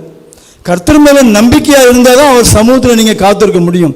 கர்த்தர் மேலே நம்பிக்கை வச்சு அவர் சமூகத்தில் அமர்ந்திருந்து நீங்கள் ஜெபம் பண்ணுங்க, வேத வார்த்தைகளை தியானம் பண்ணுங்க, அவரை துதித்து கொண்டே இருங்கள், ஆராதித்து கொண்டே இருங்கள். எது வரைக்கும்? உங்கள் பிரச்சனை, உங்கள் பலவீனங்கள் மாறுற வரைக்கும், மாறுற வரைக்கும். இடையில உங்கள் வேலையை பார்க்கலாம், ஒரு கேப்பு, நீங்கள் குளிக்க போகலாம், சாப்பிட போகலாம், மறுபடியும் தொடர்ந்து ஆரம்பிச்சிருங்க, மறுபடியும் தொடர்ந்து ஆரம்பிச்சிருங்க. அப்புறம் உங்கள் வேலையில் இருந்தால் பாருங்கள், யார்கிட்டையும் ரொம்ப பேச வேண்டாம். காத்திருக்கிற நாட்களில் ரொம்ப பேச வேண்டாம் யார்கிட்டையும். உலக காரியங்களில் தலையிட வேண்டாம். அதான் அமர்ந்திருந்துங்கிற வார்த்தைக்கு அவ்வளோ அர்த்தம் இருக்குது. அமர்ந்திருந்து அமைதியாக யார்கிட்டையும் பேச வேண்டாம், எந்த காரியங்களையும் நீங்கள் டீல் பண்ண வேண்டாம். சரியா? அத்தியாவசியமான காரியங்களை மட்டும் பார்த்துட்டு அப்படியே அமைதியாக மறுபடியும் உள்ளே வந்துடுங்க, ரூமுக்குள்ளே மறுபடியும் ஜெபம் பண்ண ஆரம்பிச்சிருங்க. எங்கே விட்டீங்களோ அங்கே ஆரம்பிச்சிருங்க. அதான் காத்திருக்கிற அனுபவம். கர்த்தருக்கு காத்திருக்கிறவர்களோ புது பலன் அடைந்து கழுகுகளைப் போல செட்டைகளை அடித்து எழும்புவார்கள். ஒரு பலவீனம் அடைந்து சோர்ந்து போய் கூட்டுக்குள்ளே தங்குது. பழைய மாதிரி அதால் செட்டைகளை விரித்து பறக்க முடியல, சின்ன சின்ன பறவைகளை வேட்டையாடி சாப்பிட முடியல. அப்போ என்ன செய்யுது? தன்னுடைய கூட்டில் அப்படியே அமர்ந்து அமைதியாக இருக்குது. கொஞ்ச நாள் வரைக்கும் அமைதியாக இருக்குது. அவனுடைய இறகுகள் எல்லாம் மாறுது. சரியா? ரெக்கைகள் பலனடையுது. அதுக்குள்ளே ஒரு திடன் உண்டாகுது. அதுக்கு சில நாட்கள் அந்த கழுகு எடுக்குது, காத்திருக்குது. மறுபடி பலன் கொள்வதற்கு கொஞ்சம் நாட்கள் எடுக்குது. அதுக்கப்புறம் புது இறகுகள், புது ரெக்கைகள் எல்லாம் முளைச்ச உடனே மறுபடியும் என்ன செய்யுது? செட்டைகளை அடித்து இந்த கழுகுகள் எழும்புது. அதே மாதிரி தான் அதை உதாரணமாக காட்டுறாரு ஏசாயா தீர்க்கதரிசி. நாமும் அதே போல் நம்ம ரொட்டீன் காரியங்களை பார்க்க முடியல, சோர்ந்து போயிடுறோம், பலவீனம் அடைஞ்சிடறோம். சில ஃபெயிலியர்ஸ் அடிக்கடி வரும் நமக்கு. ஒரு ஃபெயிலியர், செகண்ட் ஃபெயிலியர், அடுத்தடுத்து ஃபெயிலியராக வரும். அப்போ நமக்கு ஒரு பயம் வந்துடும், சோர்ந்து போயிடுவோம். யாராக இருந்தாலும் சோர்ந்து போயிடுவோம். அந்த நேரம் தான் கர்த்தர் நமக்கு இந்த ஐடியாவை கொடுக்குறார். கர்த்தருக்கு காத்திருக்கிறவர்களோ புது பலன் அடைந்து, உங்களுக்கு ஒரு புது பலனை கொடுப்பாராம் கர்த்தர். அவர் சமூகத்தில் காத்திருக்கும் போது உங்களுக்கு புது பலனை கொடுப்பார். உனக்கு பிரியதர்ஷினி, உனக்கு புது பலனை கொடுப்பார். என்ன செய்யணும்? நீ அதுக்கு காத்திருக்கணும். அவர் சமூகத்தில் அமர்ந்து காத்திருக்கணும் மணிக்கணக்கா. சரியா? ஆமாம். என்ன யார்கிட்டையும் பேச மாட்டேங்கிறா அப்படிம்பாங்க. ரொம்ப பேச வேண்டாம், ஜெபம் பண்ணு, கர்த்தர் உன்னோட பேசுவார். அவருடைய பிரசன்னத்தை நீ ஃபீல் பண்ணிட்டீங்கன்னா அடுத்தது உனக்கு விடுதலை வரப்போகுதுன்னு அர்த்தம். அவருடைய பிரசன்னத்தை நம்ம ஃபீல் பண்ணிட்டோம்னா சீக்கிரம் விடுதலை, நமக்கு உடனே விடுதலை வந்துடும், ஆசீர்வாதம் கடந்து வந்துடும். ஹல்லேலூயா, ஹல்லேலூயா. ரெண்டாவதாக பவுல் சொல்கிறாரு தீமோத்தேயுக்கு.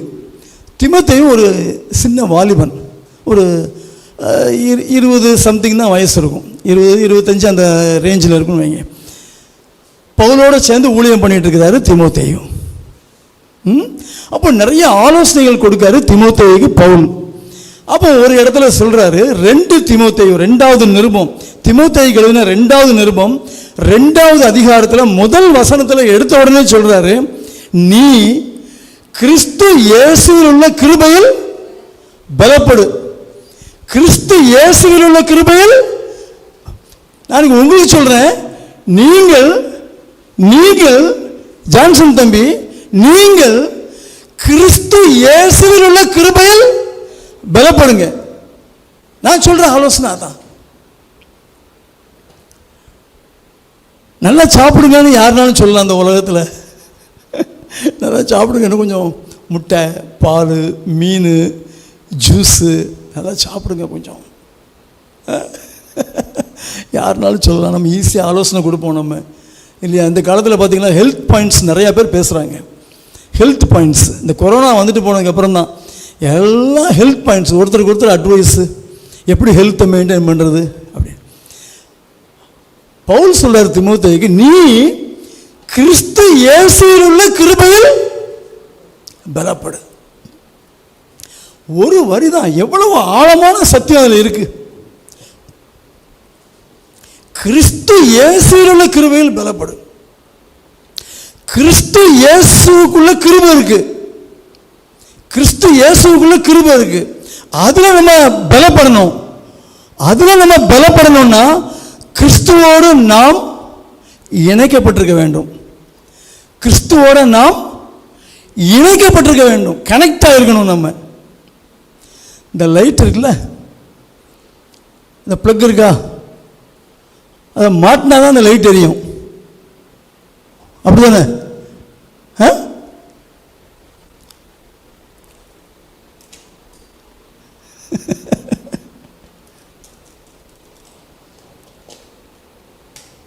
வந்துச்சா? கனெக்ட் ஆகணும். அதில் போய் கனெக்ட் ஆனதான் அந்த லைட்டு வருது. கிறிஸ்து இயேசுக்குள்ள கிருபை இருக்கு. நம்ம கிறிஸ்துவோட கனெக்ட் ஆகணும். எப்படி கனெக்ட் ஆகணும் அப்படி இதுக்குள்ள உங்களுக்கு கேள்வி வந்திருக்கும், கனெக்ட் ஆகணுமா அது எப்படி அப்படின்னு சொல்லுங்க. யோவான் 15:5 சொல்லப்பட்டிருக்கு, நீங்கள் என்னிலும் நான் உங்களிலும் நிலைத்திருந்தால். அவர் நமக்குள்ள இருக்கணும், நாம் அவருக்குள்ள இருக்கணும். அப்படி ஒரு ஐக்கியம், அதான் கனெக்ட் ஆகிறது. ஒரு திராட்சை கொடி செடியோடு இணைந்திருந்தால் அந்த கொடி மிகுந்த கனிகளை கொடுக்கும். அந்த கொடி திராட்சை செடியோட சேர்ந்திருந்தால் தான் அது கனி கொடுக்கும். அந்த கொடி திராட்சை செடியிலேருந்து கட் பண்ணி போட்டிங்கன்னு வச்சுக்கோங்க, கனி கொடுக்காது. சரியா? அப்போ திராட்சை செடியில் சத்து சாரம் எல்லாம் இருக்கு. வேர்லேருந்து உறிஞ்சப்பட்ட சத்துக்கள் தண்டு வழியா மேலே வந்து செடியில் அந்த கொடிகளுக்குள்ளே போகுது. சத்து சாரம் விட்டமின்ஸ் மினரல்ஸ் எல்லாம் வேர்லேருந்து வந்து தண்டு வழியாக கொடிகளுக்குள்ளே போகுது. அதை மாதிரி தான் திராட்சை செடியாகிய இயேசு கிறிஸ்துவுக்குள்ள கிருபை இருக்கு. அவரோட போய் நீங்கள் கனெக்ட் ஆகிட்டீங்கன்னா அவரிடம் உள்ள கிருபை உங்களுக்குள்ள வரும். அதான் பாயிண்ட். கிறிஸ்து இயேசுவில் உள்ள கிருபையில் பலப்படுன்னு சொல்றாரு. எப்படி பலப்படுறது? இயேசு கிறிஸ்துவோடு நாம் இணைக்கப்பட்டவர்களாய் காணப்பட வேண்டும். எப்பொழுதும் இணைக்கப்பட்டிருக்கணும். இணைக்கப்பட்டிருப்பது என்றால் என்ன? நாம் அவரிலும் அவர் நம்மிலும் நிலைத்திருக்க வேண்டும். இரண்டரை கலந்து விடுகிற ஆவிக்குரிய ஐக்கியம். பிசிக்கல் கிடையாது, சரீர பிரகாரமாக கிடையாது, மாம்ச பிரகாரமாக கிடையாது, ஆவியில இணைக்கப்படுகிற அனுபவம். கிறிஸ்துவோடு கூட நாம் ஆவியில இணைக்கப்படும் பொழுது அவர் நமக்கு வேண்டிய கிருபையை கொடுப்பார், சரியான நேரத்தில் கொடுப்பார். ஒரு முறை பவுல் பலவீனப்பட்டிருக்கும் பொழுது 3 தடவை ஜெபம் பண்ணாரு. அப்போ கர்த்தர் சொல்லிட்டாரு, அந்த பலவீனத்தை அவர் எடுத்து போடலை. 3 தடவை ஜெபம் பண்ணதுக்கு அப்புறம் கர்த்தர் என்ன பதில் கொடுக்கிறார் தெரியுமா? என் கிருபை உனக்கு போதும். பலவீனத்தில் என் பலம் பூரணமாய் விளங்கும். பெரிய சத்தியம். நீ எப்போ பலவீனப்பட்டாலும் நான் உனக்கு பலமா இருப்பேன், கவலைப்படாத. நீ பலவீனப்பட்டா, நீ காய்ச்சல்ல விழுந்தா, நீ அல்சர் பெயின்ல படுத்திருந்தா, நான் உனக்கு பலமா வருவேன். நான் உனக்கு பலமா வருவேன். ஓம் பலவீனத்தில் என் பலம் பூரணமாய் விளங்கும். என் கிருபை உனக்கு போதும். அந்த கிருபை தான் நம்மளை பலப்படுத்த முடியும். கிருபைங்கிறத நிறைய பேர் நம்ம நினைக்கிறோம், தகுதி இல்லாத ஒருவனுக்கு கர்த்தர் பாராட்டுகிற தயவு தான் கிருபைன்னு சொல்கிறோம். நமக்கு தகுதியே இல்லை, நம்ம பாவிகள் தான். ஆனால் கர்த்தர் நமக்கு தயவு பாராட்டுறாரு. தம்முடைய பிள்ளைகளாக நம்மை அவர் ஏற்றுக்கொள்கிறார். அதான் கிருபை. அந்த கிருபையினால தான் நம்ம ரட்சிக்கப்பட்டோம். சரியா? அதான் பெரும்பாலும் நம்ம கிருபையை பற்றி நம்ம அறிந்து கொண்ட ஒரு காரியம். ஆனால் இன்னைக்கு நான் உனக்கு இன்னொரு காரியத்தை சொல்லித்தரேன். கிருபைங்கிறது ஒரு பெரிய சக்தி, ஒரு பெரிய வல்லமை, தேவனுடைய ஒரு செயல் கிருபைங்கிறது. அது நல்லா புரிஞ்சுக்கோங்க. அந்த கிருபை உங்களுக்குள்ள வரும்போது செய்ய முடியாத காரியங்களை எல்லாம் உங்களால் செய்ய முடியும். அதான் பாயிண்ட். சாதாரணமாக ஒரு மனுஷனால செய்ய முடியாததை அவருடைய கிருபை நமக்குள்ள வந்துருச்சுன்னா நீங்கள் செய்ய முடியும். நீங்கள் செய்ய முடியும். தயவு செய்து புரிஞ்சுக்கோங்க. கிருபைங்கிறது ஒரு சக்தி, ஒரு சக்தி, ஒரு வல்லமை, தேவனுடைய செயல். தேவனுடைய செயல், தெய்வ செயல்னு சொல்லுவாங்கல்ல, அதான் கிருபை. தெய்வ செயல்மாங்க, தேவனுடைய செயல், ஆக்ட் ஆஃப் காட். அந்த கிருபை உங்களுக்குள்ள கடந்து வரும் பொழுது உங்களால் செய்ய முடியாத காரியங்களை நீங்க செஞ்சிடுவீங்க. அதான் கிருபை நமக்கு வேணும். கிருபைக்காக கெஞ்சி மன்றாடுங்க, கிருபையை கேளுங்க. கிருபை மேல கிருபையை ஊற்றுவார் கர்த்தர். அது அவருக்கு கஷ்டமான விஷயமே கிடையாது. கிருபையை ஊற்றுவார், உங்களை பலப்படுத்துவார், உங்களை பலப்படுத்துவார். உங்க கெப்பாசிட்டிக்கு மிஞ்சின காரியத்தெல்லாம் நீங்க செய்ய முடியும். பிரதர் சிஸ்டர், செய்ய முடியாத காரியத்தெல்லாம் சரி, இதை நான் எப்படி செஞ்சேன்னு நீங்க யோசிப்பீங்க. அந்த அளவுக்கு உங்களால் செய்ய முடியும்.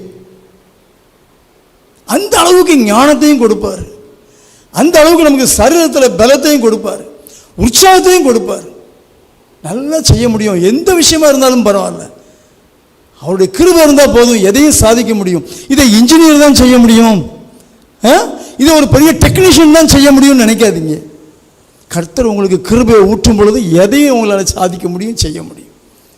பலவீனங்கிறதே கர்த்தருடைய டிக்ஷனரியில் கிடையாது. பலவீனம் அவருக்கு பிரியமான காரியமே அல்ல.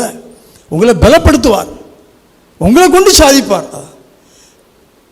உங்களுக்கு வேண்டியதெல்லாம் கொடுத்துட்றாரு அவர், உங்களுக்கு வேண்டியதெல்லாம் கொடுத்துட்றாரு, நீங்கள் செஞ்சிருவீங்க. கர்த்தர் பேக்ரவுண்டில் இருக்கிறார், அவர் பேக்ரவுண்டில் இருந்து உங்களை நடத்துகிறாரு, நீங்கள் எல்லாத்தையும் செஞ்சு முடிச்சிடுறீங்க. நீங்கள் மூன்றாவதாக, பரிசுத்த ஆவியானவர் உங்களை ஆட்கொள்ள வேண்டும். பரிசுத்த ஆவியானவர் உங்களை எப்பொழுதும் ஆட்கொண்டிருக்க வேண்டும். நம்ம ஞானஸ்நானம் எடுத்திருக்கோம், அபிஷேகம் பெற்றிருக்கிறோம், ஆனாலும் ஏன் பயப்படுறோம்? ஆனாலும் ஏன் அநேக காரியங்களை நம்மளால செய்ய முடியல? ஆவியானவர் கிரியை செய்யலை. ஆவியானவர் கிரியை செய்யணும். ஆவியானவருடைய அனுக்கிரகம் நமக்கு வேணும். ஆவியானவர் உங்களை பலப்படுத்தணும். ஆவியானவர் தான் காரியங்களை செய்து முடிப்பார். ஆனால் நீங்க செஞ்ச மாதிரி தான் வெளியே தெரியும். ஆனால் ஆவியானவர் அந்த காரியத்தை செய்து முடிப்பார். அவர் செய்வார், நீங்க செஞ்ச மாதிரி தோற்றம் இருக்கும் வெளியே. அப்போஸ்தலர் 1:8, அப்போஸ்தலர் 1:8 வாசிக்கிறேன். பரிசுத்த ஆவி உங்களிடத்தில் வரும்போது நீங்கள் பலனடைந்து என்று எழுதப்பட்டிருக்கிறது. அப்போஸ்தலர் 1:8 பரிசுத்த ஆவி உங்களிடத்தில் வரும்போது நீங்கள் பலனடைந்து. பரிசுத்த ஆவி உங்களிடத்தில் வரும்போது நீங்கள் பலனடைந்து, உங்களுக்கு ஒரு பலன் கிடைக்கும். பரிசுத்த ஆவியானவர் உங்களை ஆட்கொள்ளும் பொழுது உங்களுக்குள்ள ஒரு பலன் உண்டாகும். அதை எளிதாக உணர முடியும். அந்த அபிஷேக வல்லமையை கேட்டு பெற்றுக்கொள்ளுங்கள். அபிஷேக வல்லமையை டெய்லி ஜெபத்தில் கேளுங்க. பரிசுத்த ஆவியானவருக்கு உகந்த ஒரு வாழ்க்கையை நாம் வாழ வேண்டும்.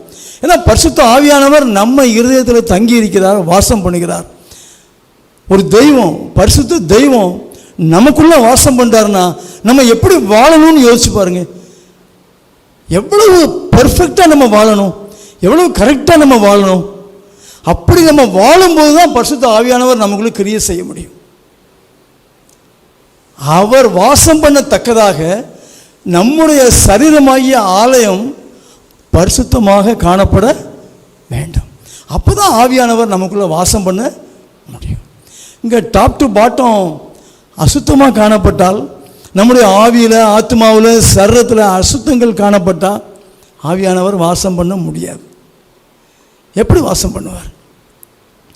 ஹோலி காட், பரிசுத்த தெய்வம், அவர் பேரே பரிசுத்த ஆவி. சரியா? அப்போ அவர் நமக்குள்ள வாசம் பண்ணணும்னா இந்த ஆலயம், இந்த ஆலயமாகிய வீடு தேவன் தங்குவதற்கு பாத்திரமாய் காணப்பட வேண்டும். அது முடியாத காரியம் கிடையாது, முடியும். நம்மளால் முடியும். இன்னைக்கு அது முடியாதுன்னு மட்டும் நினைக்காதீங்க, முடியும். பரிசுத்த ஆவியானவர் நமக்குள்ள வாசம் பண்ண முடியும். நமக்கு அதுக்கு எபிலிட்டி இருக்கு, தகுதி இருக்கு நமக்கு. கடைசியாக எபேசியர் 6:10, கர்த்தரிலும் அவருடைய சத்துவத்தின் வல்லமையிலும் பலப்படுங்கள். நீங்க உங்களை சார்ந்து வாழவே கூடாது. உங்க பலத்தை நம்பி நீங்க எந்த காரியத்தையும் செய்யவே கூடாது. அவரை சார்ந்து கொள்ளுங்கள். எப்பவுமே அவரை சார்ந்து வாழ்கிற வாழ்க்கை தான் நமக்கு வேணும். நம்ம இண்டிவிஜுவலாக நான் அதை செய்வேன் இதை செய்வேன்னு சொல்லாதீங்க. என் கர்த்தர் எனக்காக யாவையும் செய்து முடிப்பார். ஏன் கர்த்தர் எனக்காக இதை செய்வார், எனக்காக செய்வார். கர்த்தர் எனக்காக யுத்தம் பண்ணுவார். கர்த்தர் எனக்காக இந்த காரியத்தை வாய்க்க பண்ணுவார். கர்த்தர் எனக்கு தேவையான யாவற்றையும் எனக்கு கொடுப்பார். உங்களை உடுத்துவார், உங்களுக்கு ஒரு வீட்டை கொடுப்பார், உங்களை ஆசீர்வதிப்பார், உங்கள் அன்றாட தேவைகளை அவர் கொடுப்பார். ஒவ்வொரு நாள் தேவையையும் அவர் சந்திப்பார். கவலைப்பட வேண்டாம். அடுத்த வாரத்தை குறித்து இப்பவுமே நம்ம கவலைப்பட வேண்டாம். நான் எலக்ட்ரிக் பில் எப்படி கட்ட போகிறேன்னு நினச்சி இப்பவுமே நம்ம பயப்பட வேண்டாம். சரியா? நம்ம கர்த்தர் நமக்கு வேண்டிய ப்ரொவிஷன்ஸ் எல்லாத்தையும் அவர் கொடுப்பார். நமக்கு தேவையான யாவற்றையும் அவர் நமக்கு கொடுப்பார். இருக்க இடம், உடுக்க உடை, சாப்பிட உணவு எல்லாவற்றையும் அவர் கொடுப்பார். நம்மளை போஷிக்கிறவர், நம்மளை பராமரிக்கிறவர், நம்மை பாதுகாக்கிறவர், நம்மை உடுத்துகிறவர், எல்லாம் செய்வார். கவலைப்படாதீங்க. நீங்கள் ஆச்சரியப்படத்தக்க விதமாய் அவர் உங்களுக்கு வேண்டிய காரியங்களை எல்லாம் உங்களுக்கு அவர் செய்து கொடுப்பார். அதான் நம்ம தெய்வம். அவர் பேர் தான் ஏகோவா ஈரே. ஏகோவா ஈரே, கர்த்தருடைய பர்வதத்தில் பார்த்து கொள்ளப்படும். அதான் அர்த்தம். கர்த்தருடைய பர்வதத்தில் பார்த்து கொள்ளப்படும். ஏகோவா ஈரே. உனக்கு என்ன தேவைங்கிறது உனக்கு முன்னாடி அவருக்கு தெரியும். தெரியுமா தெரியாதா? நீங்க சொல்லிதான் தெரியணுமா? அவருக்கு தெரியும், செய்வார். நம்ம செய்ய வேண்டியதை நம்ம செஞ்சிடணும், அவர் செய்ய வேண்டியதை அவர் செஞ்சிருவார். நம்ம ஒன்றுமே செய்யாமல் எனக்கு கர்த்தர் செய்யலை கர்த்தர் செய்யலைன்னா என்ன செய்ய முடியும்? உனக்கு விசுவாசம் இருக்கா? சரியா? அப்படி கேட்டால் யாருக்கும் பிடிக்காது. உனக்கு விசுவாசம் இருக்கா? நீ ஜெபம் பண்ணுறியா? நமக்கும் அவருக்கும் உள்ள உறவு தாங்க முக்கியம். தயவு செய்து அதை புரிஞ்சுக்கணும். நம்ம கணவன் மனைவியாக இருக்கோம், வீட்டில் எவ்வளோ அன்பாக இருக்கும், ஒருத்தர் ஒருத்தர் நேசிக்கிறோம், ஒருத்தருக்கு ஒருத்தர் வேணுங்கிறத நம்ம செய்கிறோம். ஏன் மனைவி ஏன் பிள்ளைகள் அப்படி இருக்கிறோம். உங்கள் மனைவியை பற்றி உங்களுக்கு நல்லா தெரியும், உங்கள் கணவனை பற்றி மனைவிக்கு தெரியும், மனைவியை பற்றி கணவனுக்கு நல்லா தெரியும், பிள்ளைகளை பற்றியும் தெரியும், பிள்ளைகளுக்கு உங்களை பற்றி தெரியும். நமக்கு நம்ம அப்பாவை பற்றி தெரியுமா? அதான் பாயிண்ட். நமக்கு நம்முடைய தேவனை பற்றி தெரியுமா? அவருடைய ஆழங்களை நம்ம அறிந்திருக்கிறோமா? அவர் எப்படிப்பட்ட தெய்வம் நமக்கு தெரியுமா? நம்ம ஒரு கற்பனை பண்ணிட்டு இப்படி தான் இருப்பார் அப்படின்னு சொல்லி நம்ம நினச்சிக்கிறோம். இப்படி தான் இயேசு இருப்பார் அப்படி நம்ம நினச்சிக்கிறோம். நம்ம பெரும்பாலும் நம்ம எஸ்டிமேஷன், நம்முடைய கணிப்பு தப்பாக தான் இருக்கும். சரியா? ஆமாம். அவ்வளவு சர்வ வல்லமை உள்ள தேவன். எல் ஷட்டா என்பது அவருடைய நாமம். அவர் சொல்றார், ஒரு தெய்வம் சொல்றாரு, என்னாலே செய்யக்கூடாத அதிசயமான காரியம் ஒன்று உண்டோ அப்படின்னு கேட்கிறார். ஒன்று சொல்லி பார்ப்போம், என்னால செய்ய முடியாதுன்னு சொல்லி. Challenging God. அவர் சேலஞ்ச் பண்றாரு உங்களை பார்த்து. கிடையாது. நல்லா புரிஞ்சுக்கோங்க, விடாதீங்க அவரை. அவரு உங்களுக்கு 1 கோடி தரேங்கிறாரு, நீங்க 1000 போதுங்கிறீங்க. நீங்க எனக்கு 1000 ரூபா போதும். ஒருத்தன் உங்களுக்கு 1 கோடி ரூபா தர்றேன்னு இருக்கும்போது 1000 ரூபா கொடுப்பா போதும் அப்படின்னு சொல்லுவீங்களா? 1 கோடி தர்றதுக்கு ரெடியாக இருக்காங்க. சும்மா இமேஜின் பண்ணி பாருங்க. 1 கோடி ரூபா உங்களுக்கு தர்றேங்கும் போது, இல்லை என்னுடைய தேவை இன்னைக்கு 1000 ரூபா தான், கொடுத்துரு அப்படின்னு சொல்லுவோமா? இல்லை. அதை மாதிரி நம்ம தெய்வம். அவர் தயை பெருத்தவராக இருக்கிறார். தயை பெருத்தவராக இருக்கிறார். நான் உனக்கு கொடுக்குறேங்கிறாரு. நம்ம காது கேட்காமல் போய்கிட்டே இருக்கோம் நம்ம. சரியா? ஆமாம். கிதியோன் அப்படி தான் போனான். மீதியானியரை நீ முறிய அடிப்பாய், மீதியானியரை எதிர்த்து யுத்தம் பண்ணுன்னு சொல்லுவார் கர்த்தர். கிதியோன் காது கேட்காத மாதிரி இருப்பான். இப்போ கர்த்தருடைய தூதன் வந்து கிதியோனை பார்த்து பராக்கிரமசாலியே அப்படின்னு கூப்பிடும்போது கிதியோனா அங்கேயும் இங்கேயும் பார்ப்பார், யாரை கூப்பிடுறாங்கன்னு. அவர் கிதியோனை பார்த்து தான் கூப்பிடுறாரு பராக்கிரமசாலியேன்னு. உடனே அவர் நான் எப்படி மீதியானியரை போய் நான் முறியடிக்க முடியும், அவங்க ஒரு பெரிய ஒரு ஆர்மி, அவங்க எதிர்த்து நான் ஜெயிக்க முடியுமான்னு கேட்கும்போது, உனக்கு இருக்கிற பலத்தோட போ, உன்னோடு வருகிறவர் நான் அல்லவாம்பார் கர்த்தர். நியாயாதிபதிகள் 6வது அதிகாரத்தை வாசிச்சு பாருங்க பிறகு வீட்டில் போய். 6வது அதிகாரம் 12, 14, 16 அந்த வசனங்கள். கர்த்தர் மேலும் சொல்லுகிறார், மீதியானியருடைய ஆர்மியை ஒரு மனுஷனை முறிய அடிப்பது போல நீ முறிய அடிப்பாய் அப்படிங்கிறார். ஒரு மனுஷனை விரட்டவனால முடியும்னா அந்த மீதியானியரின் சேனையை நீ முறிய அடிப்பாயின்னு சொல்றார். உனக்கும் அதே வார்த்தை தான், உனக்கும் அதே வார்த்தை தான். நீ முறியடிக்க முடியும், சாத்தானின் சேனைகளை முறியடிக்க முடியும், எதிரிகளின் சூழ்ச்சியை முறியடிக்க முடியும். உனக்கு எதிராக யாரும் நிற்க முடியாது. ஏன்னா உன் கூட இருக்கிறவர் நான் அல்லவாங்கிறாரு கர்த்தர். உன் கூடயும் என் கூடயும் இருக்கிறவர் யாரு? நம்முடைய கர்த்தர். அந்த எண்ணம் நமக்குள்ள ஸ்ட்ராங்காக வரணும். அது வராததுனால தான் நம்ம கிறிஸ்டியன் வாழ்க்கையில் நம்ம வீக் ஆயிடுறோம், ஃபெயிலியர் ஆயிடுறோம். ஹல்லேலூயா, ஹல்லேலூயா. அவருடைய சத்துவத்தின் வல்லமையில நம்ம பலப்படணும். நம்மளுடைய அறிவு, ஞானம், புத்தி, பணம் இதை சார்ந்து எதையும் செய்யாதீங்க. அவருடைய சத்துவம்னு ஒன்று இருக்கு, அவருடைய வல்லமைன்னு ஒன்று இருக்கு, அதை சார்ந்துக்கோங்க, அதை சார்ந்துக்கோங்க. ஆசாப் சங்கீதக்காரன் பாடுகிறான் 73:28, எனக்கோ தேவனை அண்டிக் கொண்டிருப்பதே நலம் என்கிறான். எனக்கோ தேவனை அண்டிக் கொண்டிருப்பதே நலம். அதான் அவரை அண்டிக் கொள்ளுங்கள். அவரை அண்டிக் கொள்ளுங்கள்னா என்ன? ஜெபம் பண்ணிக்கிட்டே இருங்க, அவர் சமூகத்தில் காத்துருங்க, ஜெபம் பண்ணுங்க. முடிஞ்சிச்சா பைபிள் படிங்க, முடிஞ்சிச்சா ஸ்தோத்திர பலிகளை ஏறிடுங்க, முடிஞ்சிச்சா வார்த்தைகளை தியானம் பண்ணுங்க. மாறி மாறி பண்ணிக்கிட்டே இருங்க, கர்த்தரை மகிமைப்படுத்திக்கிட்டே இருங்க. கர்த்தர் உங்களுக்காக யுத்தம் பண்ணுவார், கர்த்தர் உங்களுக்காக யுத்தம் பண்ணுவார். நீங்கள் சும்மா இருப்பீர்கள்னு வேதம் சொல்லுது இல்லையா? நீங்கள் சும்மா இருப்பீர்கள்னா நீங்கள் சும்மா இருக்க சொல்லலை, நீங்கள் சும்மா இருப்பீர்கள்னா நீங்கள் பேசாமல் ஜெபம் பண்ணிட்டு இருக்கீங்கன்னு அர்த்தம். பேசாமல் ஜெபம் பண்ணிட்டு இருக்கீங்க. சும்மா இருப்பீர்கள்னு கர்த்தர் எனக்காக யுத்தம் பண்ணுவார், நான் போய் படுக்க போகிறேன்னு படுத்துருவாங்க. சும்மா இருக்க சொல்லியிருக்க, சும்மா இருக்க சொல்லலை. சும்மா இருக்கிறதுனால ஜெபம் பண்ணுறது தான், வேதத்தின்படி சும்மா இருக்கிறதுனால ஜெபம் பண்ணுறது தான். அவரை ஆராதிக்கணும், துதிக்கணும், பாட்டு பாடிக்கிட்டே இருங்க, பைபிள் படிங்க. பைபிளை படிக்கிறதுக்கு எவ்வளோ இருக்குது. நீங்கள் பைபிள் படித்து படித்து போர் அடிக்க உங்களுக்கு எவ்வளோ விஷயங்கள் இருக்குது பைபிளில். நம்ம படிக்காத பகுதிகள் எவ்வளோ இருக்குது. நானே படிக்காத பகுதிகள் நிறையா இருக்குன்னும், நானே தெரிந்து கொள்ள வேண்டிய காரியங்கள் நிறையா இருக்குது. ஒவ்வொரு நாளும் ஒவ்வொரு விதமாக கர்த்தர் வெளிப்படுத்துகிறாரு காரியங்களை. அவ்வளோ விஷயங்கள் பொக்கிஷத்தில் இருக்குது நமக்கு. நம்ம எதுக்கு வேற புக்கை படிக்கணும்? நம்ம எதுக்கு யூடியூப் பார்த்துக்கிட்டு இருக்கணும்? ஏன் சீரியல் பார்க்கணும்? ஏன் கிரிக்கெட் மேட்ச் பார்க்கணும்? இதில் ஏகப்பட்ட விஷயங்கள் இருக்குது நமக்கு பைபிளில். சும்மா இருப்பீர்கள், அவர் உங்களுக்கு யுத்தம் செய்வார், நீங்கள் சும்மா இருப்பீர்கள். ஹல்லேலூயா, ஹல்லேலூயா, ஹல்லேலூயா. கர்த்தர் நமக்கு ஒரு வாக்கு தத்தத்தை கொடுக்கிறார், அதை சொல்லி நான் ஜெபிக்க விரும்புகிறேன். பயப்படாதே,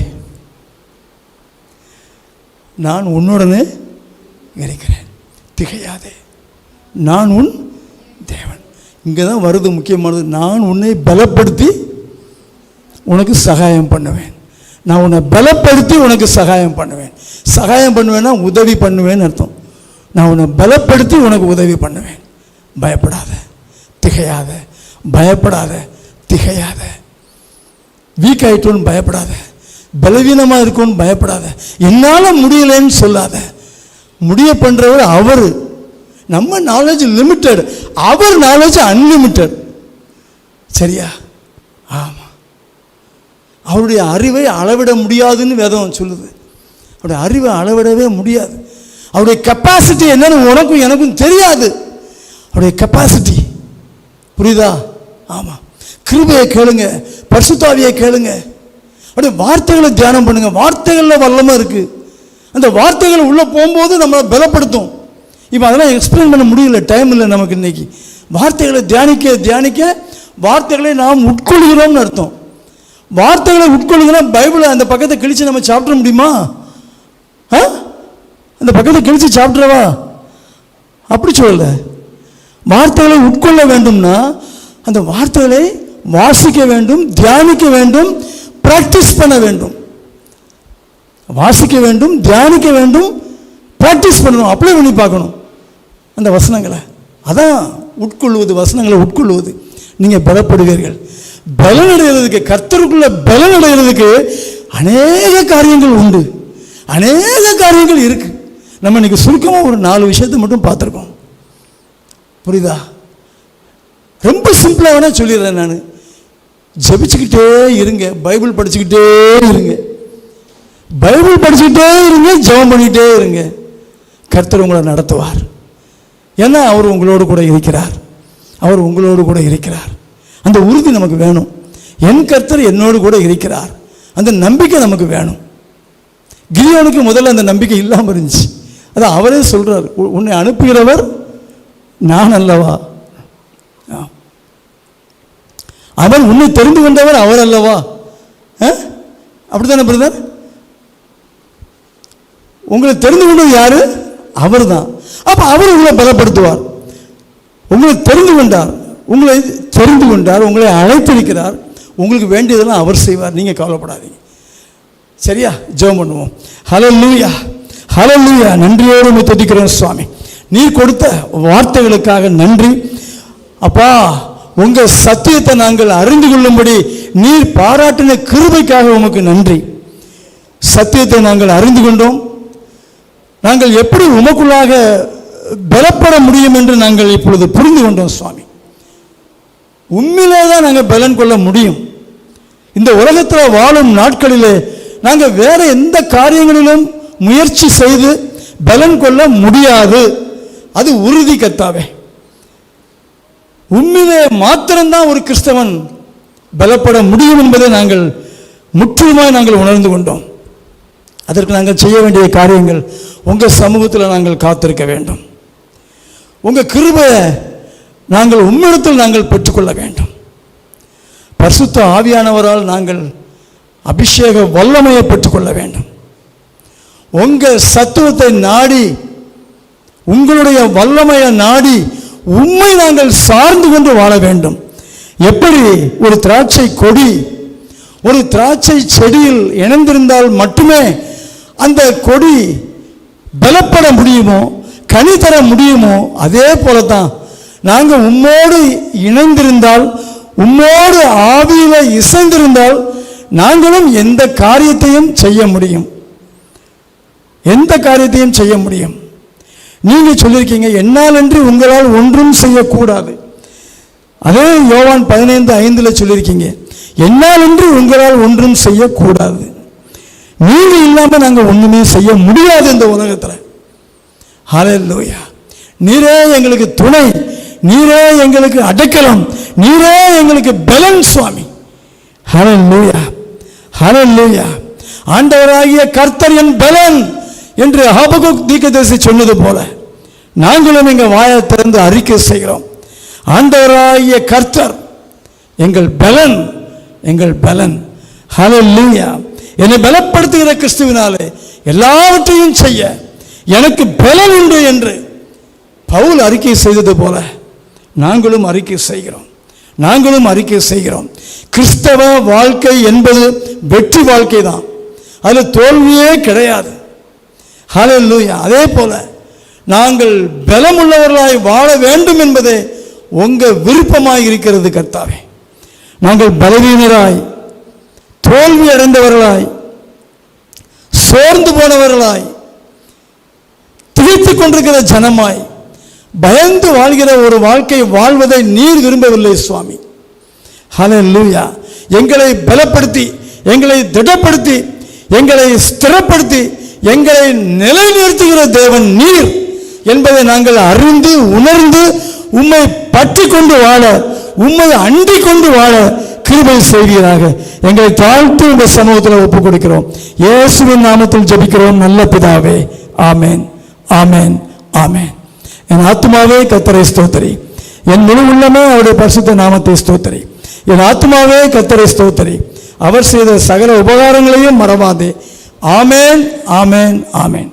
கர்த்தராகிய இயேசு கிறிஸ்துவின் கிருபையும் பிதாவாகிய தேவனுடைய அன்பும் பரிசுத்த ஆவியானவரின் ஐக்கியமும் வழிநடத்துதலும் உங்களோடு கூட இன்றும் வருகிற கூடவே இருப்பதாக. ஆமென், ஆமென், ஆமென். கர்த்தர் உங்களோடு கூட இருக்கிறார் என்ற உறுதியோடு நீங்கள் இப்பொழுது கடந்து செல்லுங்கள். கர்த்தர் உங்களை ஆசீர்வதிப்பார். ஆமென், ஆமென், ஆமென். ஹல்லேலூயா, ஹல்லேலூயா. இந்த யூடியூப் ஆன்லைனில் எங்களோடு இணைந்திருக்கும் உங்கள் அனைவரையும் இயேசுவின் நாமத்தில் நான் ஆசீர்வதிக்கிறேன். மிகுந்த சந்தோஷத்துடனும் சமாதானத்துடனும் சென்று வாருங்கள். கர்த்தர் உங்களோடு கூட இருக்கிறார். ஆமென், ஆமென். ஹல்லேலூயா, ஹல்லேலூயா.